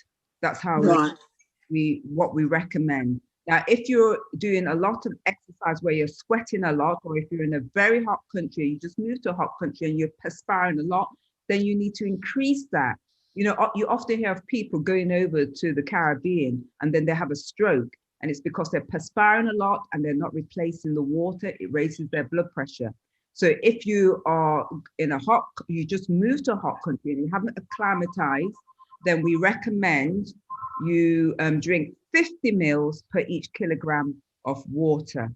Now, if you're very poorly, if you're very sick, and then you have a different, give you a different calculation. But usually it's 47 mils per each kilogram of weight. Once you've got that figure, then you divide it by 10. So in the morning, you drink a bolus, because in the morning, you're the most dehydrated. So you drink a larger amount of water, and it depends on how much you're supposed to be drinking. If you're supposed to be drinking 4,000 mils, then you may have to drink a whole liter within an hour. But if you need to drink about 3 liters, then you would just drink around 600. So you give yourself a bolus of water, because as I said, you're most dehydrated. And the remaining amount, which is 2,400, say if you're drinking 3 liters, you divide that throughout the day. So every hour you're drinking 240 mils per hour. Yes. Right. Okay. Finishing by 8 o'clock. Right. So not up in 8 o'clock in the evening. So you're not up in the night going toilet. So that is recommend you drink. And if you drink it steady like that through the day, you won't have that sudden urge to go to the toilet and you're looking frantically, where's the nearest toilet before I disgrace myself? Yeah, thank you so much, Lucille. So just spread it out basically instead of chunking it up. Yes. Yeah, lovely. Thank you. Janine, I see Janine, you got your hand up. Hi again. Yeah, I don't have a question myself, but I was just looking at YouTube and someone is asking what carbs would you recommend? And I know Lucille went through this in her presentation, just wondering, would it be possible for Lucille just to quickly run through those again? So what carbs would you recommend if you are suffering from hypertension? whole grains carbohydrates. So I mentioned oats, and I said don't have oats every morning. Try to change that around. And you can make oats into a savory dish, or meatloaf or something like that. But rice is very, very good. And I mentioned there's all different types of rice that you can eat, but there's other carbohydrates as well that you can eat as well. You know, you've got cassava, gari, and that's good with calcium as well. You've got millet, you've got quinoa, you've got all the different grains as well, you know, barley, spelt, rye. There's so many different carbohydrates that you can choose. Best thing to do is go on Whole Foods online and look at what they've got. And I think, oh, I haven't seen that one before. I haven't tried that one. Let me buy it and try it. And just search on YouTube, how can I use this? That's what I do. So there's so many different carbs that you can use, as well as sweet potato as well. Excuse me, what about yam? Is yam all right to include yam in your diet? Green banana? Well, yeah, cooked green banana is fine. You know, this is what part of it is based on science. Where God has provided food for us, He's provided food that we can easily take. So if you can just bend down and pick something like a leaf, you can pick it easily. You can walk by a tree, you can pick a fruit, an apple, a pear, a cherry. It's easy to get. So those are the ones that we should eat abundantly of. Ones that are harder to get hold of, like yam, you have to dig into the ground to extract the yams out of the ground. We should eat less of those. So the ones that we can easily pick, that the nuts as well. You have to get another implement to get the nut out of its shell. Now, in the UK, we're fortunate because we get the nuts already shelled, and that's why we tend to eat too much of the nuts, all right? But if we look at the foods in their natural habitats, the ones that are easy to get hold of, you just can walk and pick it from the tree, as they're called the low-hanging fruits. Those are the ones that we're supposed to be eating a lot of. And for me, and this is my personal opinion, I consider yam is like a poor man food. You know, in America, they've got this thing called slave food, all right? And I think yam is I don't know, I should be, it's very starchy. Very starchy. Okay, I think I'll rest it just there. Okay, I've got another hand. I've got another hand. Jean, would you like to unmute and ask your question?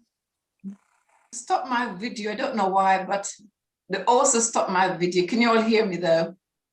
I can hear you. Yeah, I can hear you.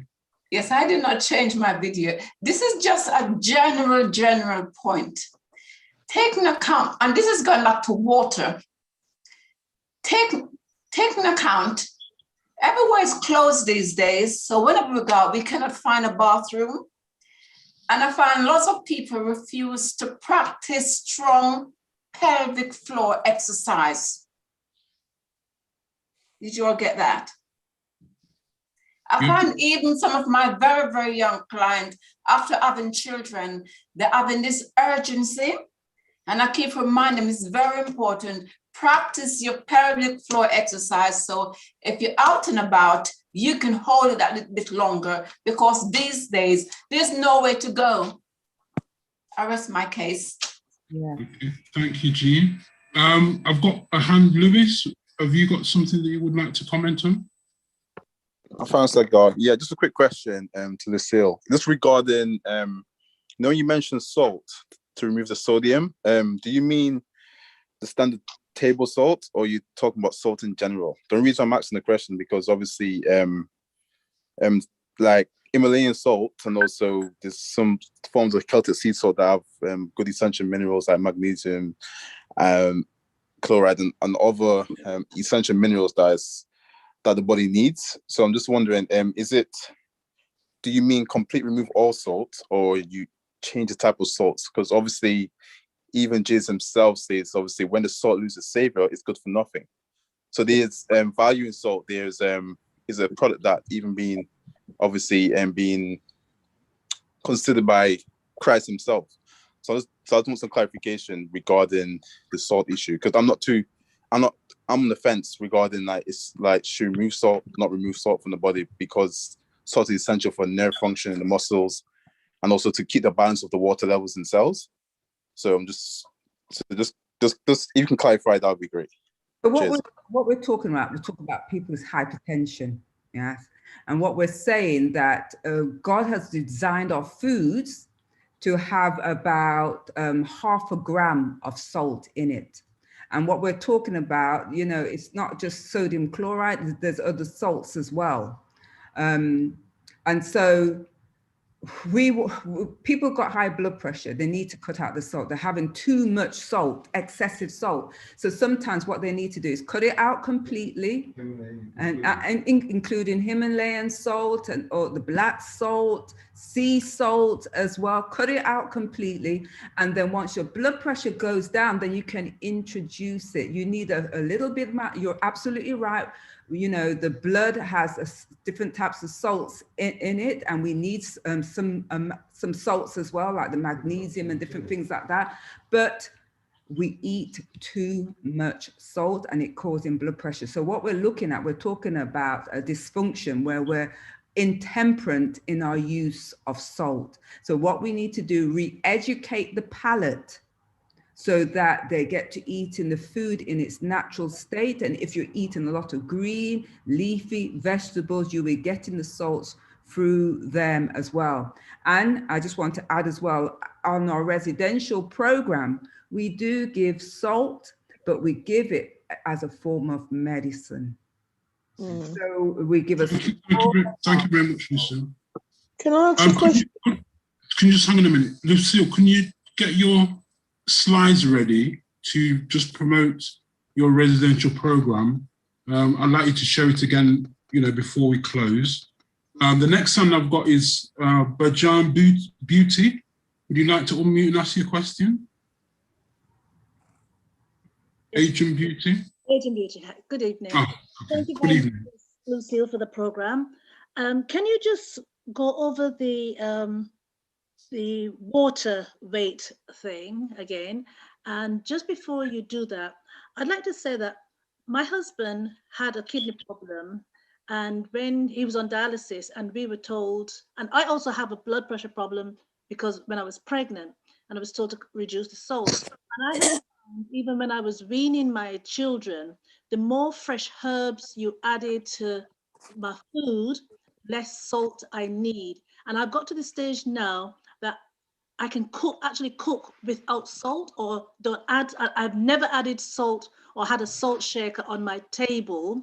And even if I go to someone and they're cooked, it made just a little titch of extra salt. It's too salty for me. So we can actually do without adding salt in our cooking or to our dishes once we finish. But if you could go over the water weight, quantity of water to the amount of weight again, please. So quite simply, the middle range is 47 mils for each kilogram of weight. Now, if you're a very large person, the maximum amount is about 4.5 liters. Don't drink any more than 4.5 liters. So you may be very, very heavy and it says you should be drinking 6 liters. No, the maximum amount is 4.5 liters. So it's 47 mils for each kilogram of weight. And the maximum amount is between 4 and 4.5. And again, remember, it depends upon your health and your health condition. Okay, and where does the division come? You said divide it by 10? Is that the amount, the weight, or the amount of water? I said 47 mils. Yeah, a kilo. By each kilogram. Yeah. So if you are, say for instance, if you're 60 kgs, weigh 60 kgs, I don't deal in pounds, but if you're 60 kgs, then it should be around 3 liters of water. So it's 47 times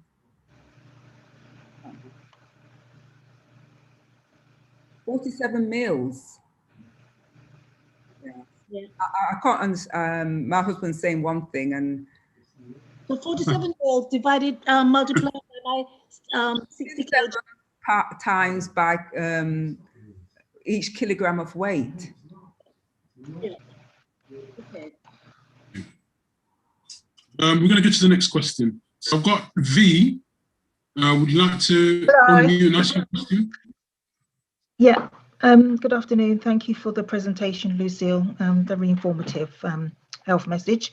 I just wanted to, I think this is about 2 questions. We often talk about, you talk about water, and you have tap water, bottled water, many types of water. Is there a best type of water that you would suggest? Because I've heard about distilled water, which is one of the best waters. What would you say is the best water to take? Again, it depends on your health condition. So at our retreat, our residential programs, if someone has say a large amount of urea, their salts are very high, they're very dehydrated, we want to bring that down quickly, so we will give them distilled water. However, and if someone's got cancer as well, we will give them distilled water. Whereas if someone's got high blood pressure, we just recommend filtered water. Okay. And the other question was, I think the young lady said about pelvic exercises. As women, we're told, I think I heard this, I've had 2 children, but I've heard this before, where we're not meant to hold our water for too long because of the bladder, and I'm not a technical or medical person, but I think I heard years and years ago, we're not actually meant to hold our water as a woman for too long because it's not good. I was just referring to the lady who said pelvic exercises, which is good, but I think we have to be a little bit careful not to hold it for too long, because it can be not good for a woman. We need to develop a pelvic floor. There's no doubt about that. You know, everyone needs to develop the pelvic floor. One of the things that I've noticed that oftentimes women are going to toilet frequently, they're not passing a large amount of urine, and it's because the urine is too concentrated and it's irritating the bladder. So the bladder wants to get rid of that urine. So once your body gets used to drinking the right amount of water for your health condition and your body will gradually settle down. Your bladder will naturally expand. So your bladder is just a bag, and hold that water, and you can hold larger amounts as well, because that urine is not so salty, not irritating the bladder. Thank you very much, Lucille. Thank you. Okay, I've got another hand. Thank you for that, V. Ben, would you like to unmute and ask a question? Yes, I've just got another quick question to ask you. Talking about your second test, we've got an allotment, and we always go to the allotment to maintain it, and we're growing some beetroot. Now, my question is it advisable to add the beetroot leaves when we're blending it? So if you're extracting the juice from the beetroot, then that's absolutely fine. Add leaves as well, yes. Right, thank you. Can I ask a question, please? Could I ask a question, please? Yes, go ahead.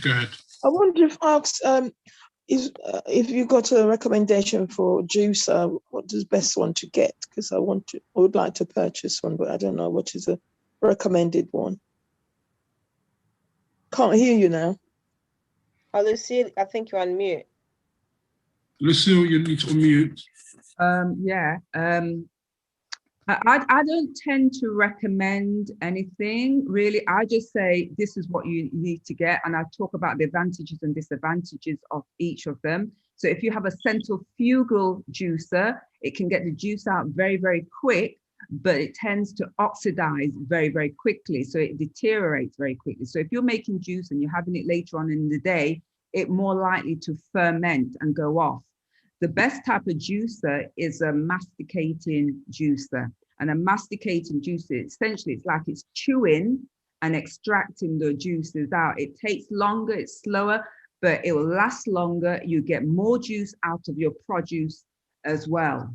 So I tend to recommend the masticating juicers, but there is a place for the centrifugal juicer.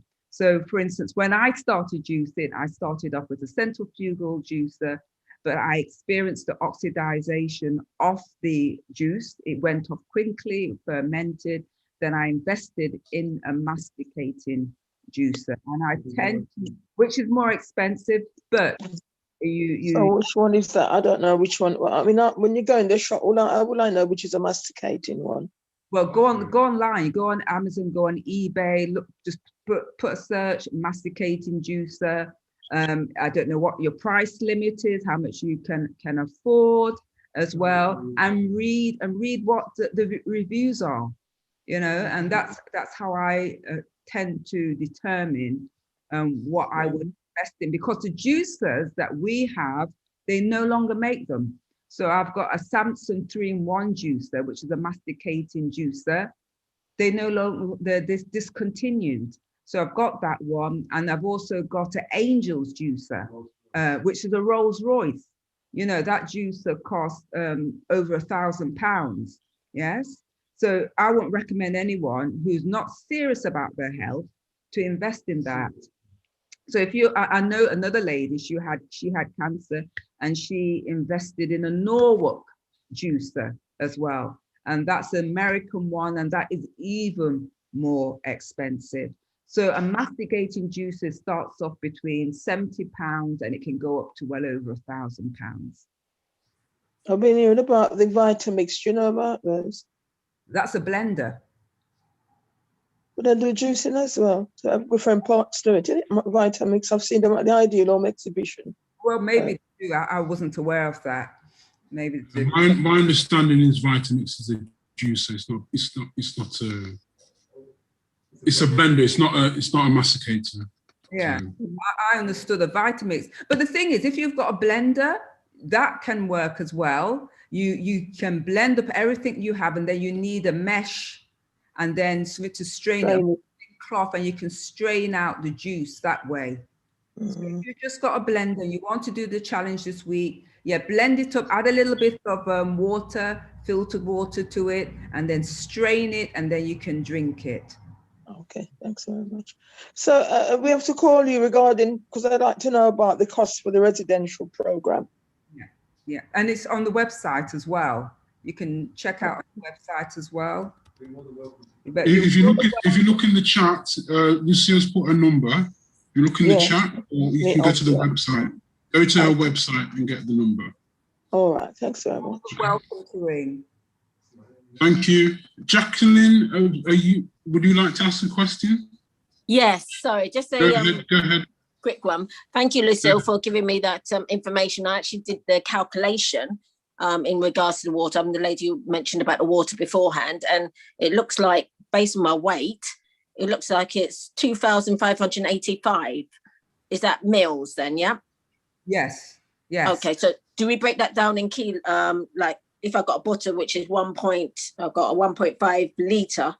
So do I have to then just convert that into millimeters into litres, or how does that work? Say that again, Jacqueline. That's right. I've got 2,585. That was based on 47 times by 55. That's my weight. Mm-hmm.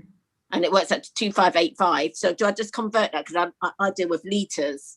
Is that it would be the same, wouldn't it? Milliliters. So is that like 2.5? It's two. That's right. You said it. 2.5 litres. 2.5. Okay. So it's actually less, which is great for me based on my weight. Yeah. Perfect. No, that just makes sense. It's quite easy, but I'm going to keep to that now. I'm going to try to do maybe one in the morning, and then maybe later on in the evening, and one in the, What do you mean, Jacqueline? You can do one in the morning, one later? Oh, I have a litre in the morning, early morning, and then just spread it out after that. Okay, I will. If it's 2.5, and I don't like responding to one, it should be around 600 mils, 400. Oh, okay. 100 mils in the morning. At one time. 400 okay. mils. Yeah, it depends. That's what I'm saying, that we have to, I need to speak. Yeah. Individually. That's okay. Yeah, I haven't got like high blood pressure or anything, but it's just that what it is that I've just got some intolerances. So I'm trying to just drink water just to cleanse my whole system. So, yeah.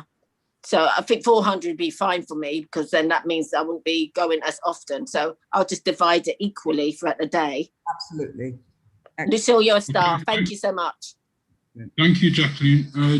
Jean, did you want to say something? Hello. I just need to clear up a little point. I wasn't encouraging anyone to hang on to their urine for long, but I've got many clients, both male and female, who cannot hold their bladder and or elsewhere for long. They're having accidents. So that was the point. I said, because now whenever you go out, you cannot find anywhere to go. So just all in whatever for a few minutes, they're having accidents. So that was the point I was making, not to hold it unnecessarily, but if you have to, you can hold it a little bit longer. Does that make sense? I hope so. Yes, it does. It does. Thank you. Thank you. Yes, thank you, Jean. Thank you, Jean. Shirley, did you want to say something? No, I was just saying thank you, Jean. That's all. Jennifer has her hand up, but no, I didn't want to say anything. Okay. Yes, I hope Lucille don't think that I'm infringing on her bit. I just want to give a little advice that I noticed personally for myself. If you have the fluid in small sips, your body tend to retain the water much longer, and you don't rush to the toilet as frequently as you would when you drink down a full glass one time. But if you have it in small bits, you tend not to go too regular to the toilet. So just from personal experience, I don't know if this would help anybody. That's very good. Thank you. Thank you for that, Jennifer. Is there any more hands? I think we're going to wrap up very soon. It's after 5 o'clock now. I think the presentation was excellent. Yes. Lucille, would you like to put your...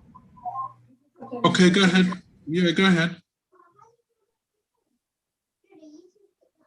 Who's got the hand up? Not sure. I don't see no hands. Okay, I'd like to ask a question, please. Is it IS? Esther. Esther, okay, go ahead, Esther. Right. In the Philippines, there's no beetroot, I don't think. What is the alternative for beetroot and celery, please? What can I use instead of beetroot to lower for juice? So in the Philippines, you've got drumstick. Sorry? Drumstick, I believe they call it drumstick, which is moringa. Oh yeah, we have lots of that. Moringa, that's right. You have loads of it and you eat a loads of it in the Philippines, and also the noni leaves as well. Don't know about the noni leaves, but that you don't have noni, I'm not sure. Noni leaves, probably a different name. Yeah, but definitely moringa. I know that that is excellent. So I can use that one to lower the BP, yeah? Yes, absolutely. Okay, thank you very much. Can I just ask one question, please? And this is... Yeah, go ahead.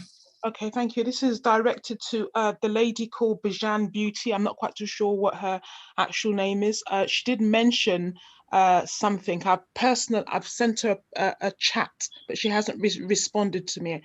I was just wondering with regards to her, she was saying she doesn't use salt, she used more fresh herbs, and I was asking her a personal question. I'm wondering if she can respond to the chat for me, please. Thank you.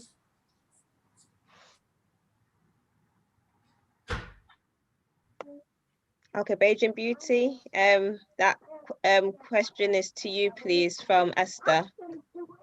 Is it Esther? No, it's Letitia. Letitia. Yes, thank you. Letitia from Letitia. So please could you respond to her message in the chat, Beijing Beauty. Thank you very much. You're welcome. Thank you. Shirley, could you make Sharon a co-host, Sharon 2? She's going to just display something. If Lucille, if you can get your poster ready after Sharon's display that, I want you to put your poster up again. Okay. Go ahead, Sharon. Okay. Q's got his hand up. Okay, we'll take Q after Sharon's done a display.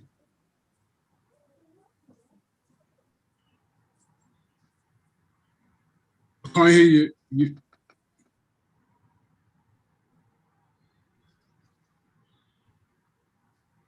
Okay, can you hear me now? Yes.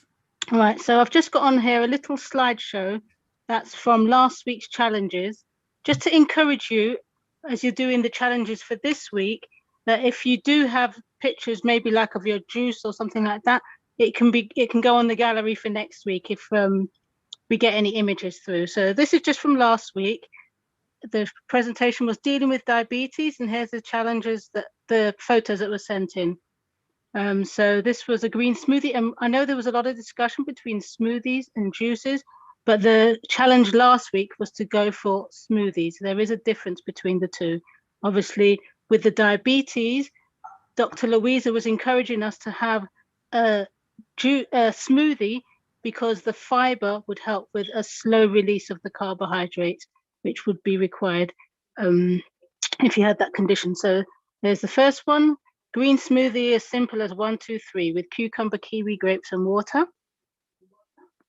Another suggestion was Dr. Louisa's one. She did a green blend with grape, cucumber, apple, and lemon.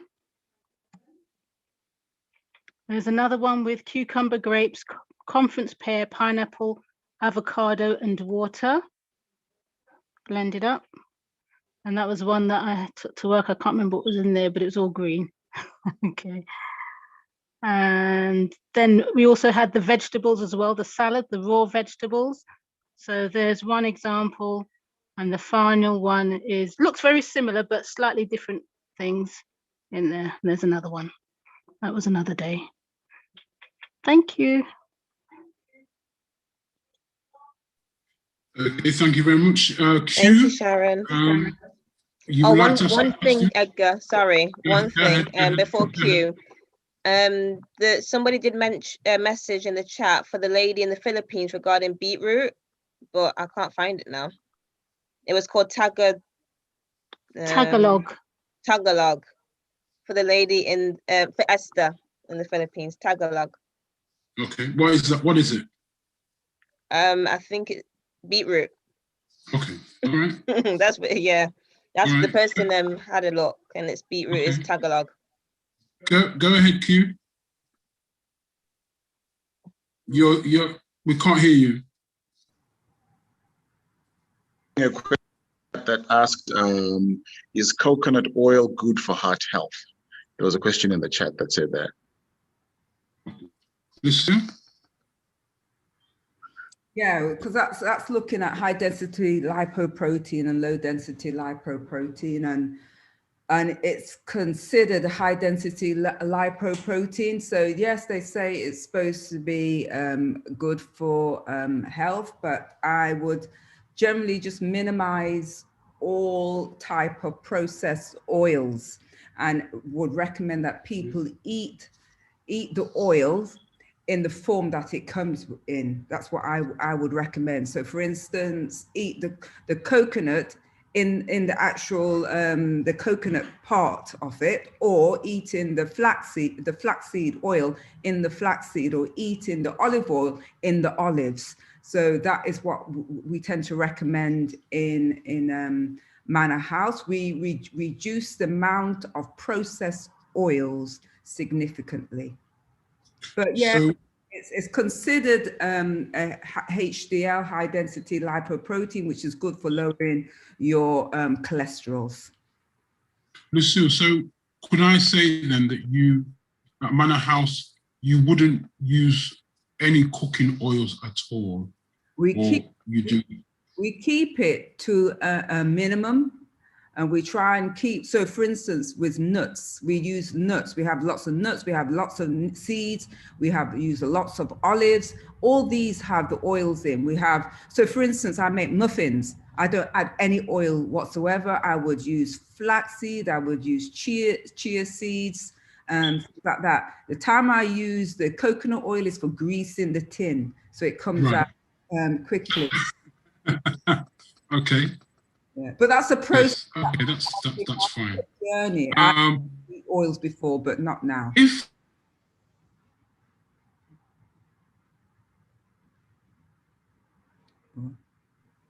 So Edgar, you froze. You're frozen, Edgar. Have I frozen? Yeah, you froze just. Okay. Shirley, do you want to take over?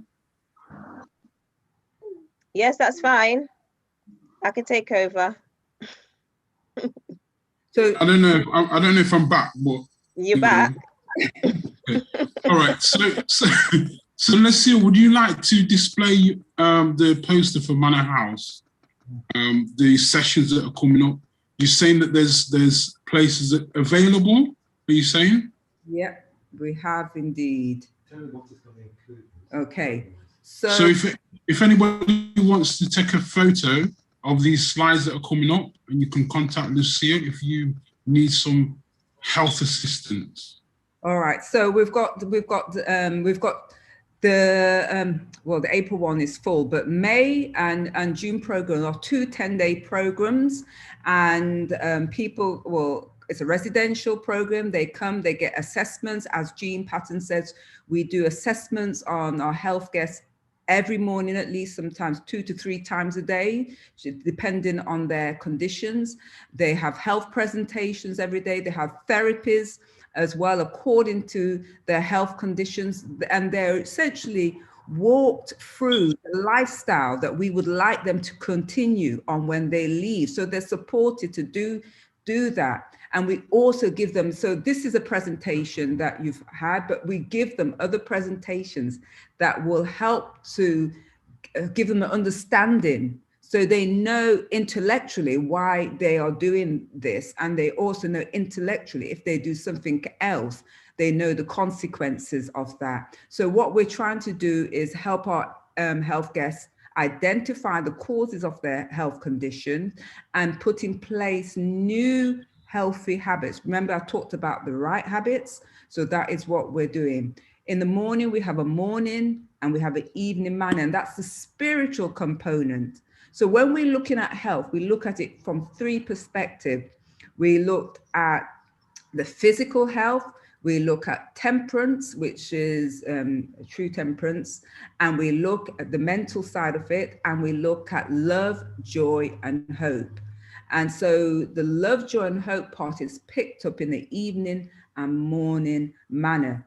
Many people who have health conditions, it's caused by emotional issues, bereavement, unforgiveness, bitterness, someone's stress, anxiety, depression. So we address those. So, you know, when you go into the hospital, they manage the physical side of things.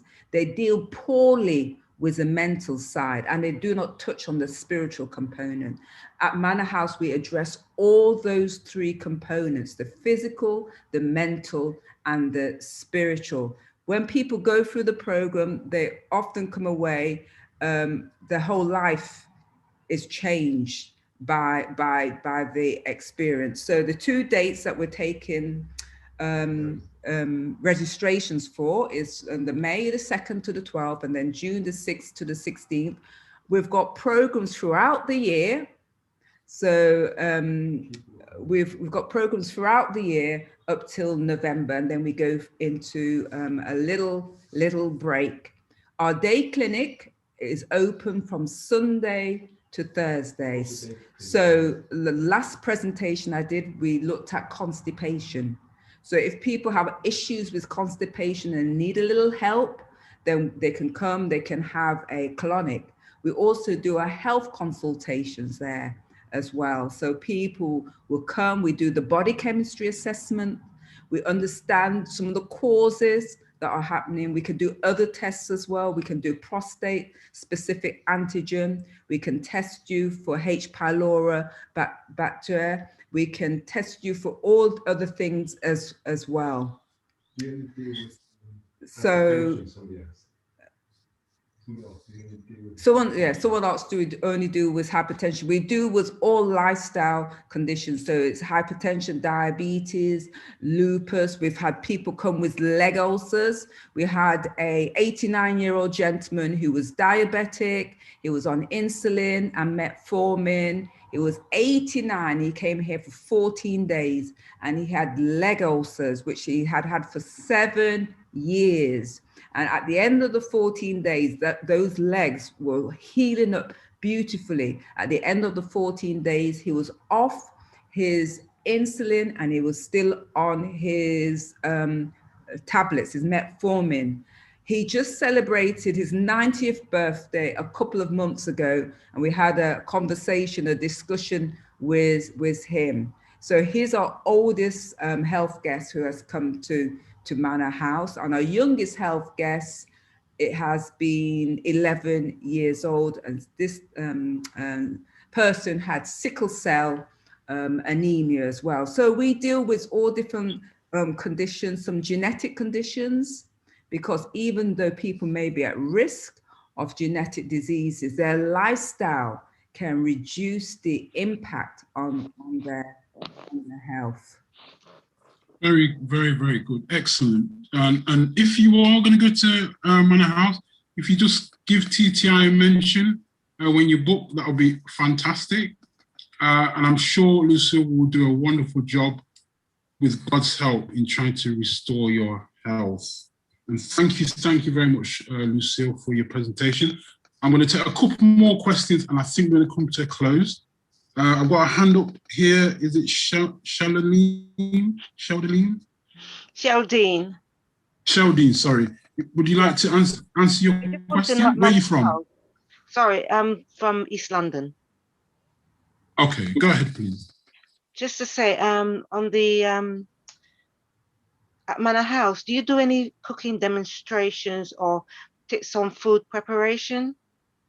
Yes, so some of the presentations we do, we look at the types of foods as well. We talk about microgreens and sprouting. That's a demonstration that we do. We show people how to make some simple remedies. Ones are the flu bomb and some other things as well. We take our health guests on herb walks. Wow. So what we try and do, encourage people to pick, you know, Britain is beautiful in terms of herbs. You know, one of the herbs I didn't really mention is hawthorn, and that's just a bush and it just grows wild. And the leaves are so powerful for high blood pressure and for cardiac function as well. So we take our health guests on herb walks for them to identify the herbs that they can use locally. You don't have to be flying stuff in from Africa and the Caribbean. Use what God has provided for us here. The same stresses the herbs are experiencing, the same stresses that you're experiencing environmentally are the same stresses that the herbs around you are experiencing. And by eating those herbs, by taking those herbs as medicine, you benefit from their protective mechanisms. Thank you. So Manor House, someone's asked where Manor House. Manor House is off the M6. It's literally on the border of Staffordshire and Cheshire. So we've got a train station. So quite a few of our health guests come from London. And if you have a train split app, you can come to Manor House for £15 return. £15 return, just using this train split app. And if you book early enough, yeah. So Manor House is just literally on the border of Cheshire and Staffordshire. And it's in a semi-rural location. Excellent, excellent. Shirley, have you got some closing thoughts? We're about to sign off very soon. We want to thank the YouTube listeners as well. Have you got anything that you need to say before we close? Thank you so much, Lucille, for your presentation. I do enjoy the constipation one that you've done, and even this one, the hypertension. And this will not be the last time we will see Lucille. We will see Lucille again on TTI. I hope so. So we thank you, Lucille, and for your presentations that you've done. And thank you for our listeners, those who've been with us from the beginning, those who are new on our platform. We thank you for joining our TTI family. And we do pray that you'll be able to continue this health journey with us as we continue doing the shows, having our programs in the week. So we're all on this health journey together. But that I could be mistaken. I could be mistaken, Shirley, but have we actually reached our birthday on TTI in terms of how long we've been running? No, not yet. No, not yet. May or June. Okay. So we're nearly there. I must be mistaken. For 1 year. I must be mistaken. It feels like a year, but we thank you all for what you're doing and you joining in and listening to us. We all are on a health journey, as Lucille was saying. We're all on a health journey, and one thing I would definitely say is a lot more expensive to put your health right when it's gone wrong. So it's a good practice to start working on your health now. It pays dividends to invest in your health now than when you go wrong, you try to put it right. Some may disagree with me, but when you're sick, you would pay a lot of money to get your health right. So why not try to do that now while you have a chance? But thank you very much for listening. Remember, we've got the different groups that are going on. So we've got Telegram. We've also got the spiritual health group, Bible study. We have the women's group. We also have, what else do we have, Shirley? Is the essential oils group. Essential oils class on a Thursday. Unfortunately, we haven't decided on a topic, but I know it's on detox at the moment with the oils and supplements. Okay. So, yes. But you will put a poster in the chats, yes. In Telegram or on WhatsApp to let you know what's going on. So look out for that. And we thank you very much for being with us. We are going to close. And we're going to go off air soon on YouTube. So thank you to the listeners. Thank you, YouTubers. And hopefully we'll see you next week. What's the topic next week, Shirley? What's the topic next week, Shirley? Temperance Part 2 by Lewis. Temperance Part 2? Okay, we're going to be doing Temperance Part 2 from Lewis. Yes, Part 2. Okay. Shirley, I think. Okay, so that will be next week. Shirley, I think we're older than you realise. Our birthday's coming up sooner. How is it? Yeah, it's probably April. Oh, okay. April's not that far away. No. It's not that far away. Hello, Edgar. So I want to thank everybody so much. Thank you very much, everybody. We're going to probably go off air very, very soon. So for the YouTubers, thank you very much. And if you want to say hi, you can unmute, say hi, tell us where you're coming from, tell us what you think of the show. I'm going to open the floor. And thanks again, Lucille, for a wonderful job. And hopefully we'll see you soon. We're going to let you unmute. You can say hi to us for a little bit. And we'll see you next week. And thank you very much. Hi, Edgar. Just before you go, just like to say, just to remind all the men that are on the WhatsApp group that today is the last day. As of today, it will be admin only. Okay, that's the WhatsApp group, yeah? Yes. Is that all WhatsApp? Is that all WhatsApp groups? That will be the men's. I think the females or admin. Yeah. The women's will carry on. No, the women's ours is only admin only now on Okay, WhatsApp. that's fine. That's fine. Okay. Thanks, Lucy, for another informative session. That was wonderful. I'm in awe. Thank you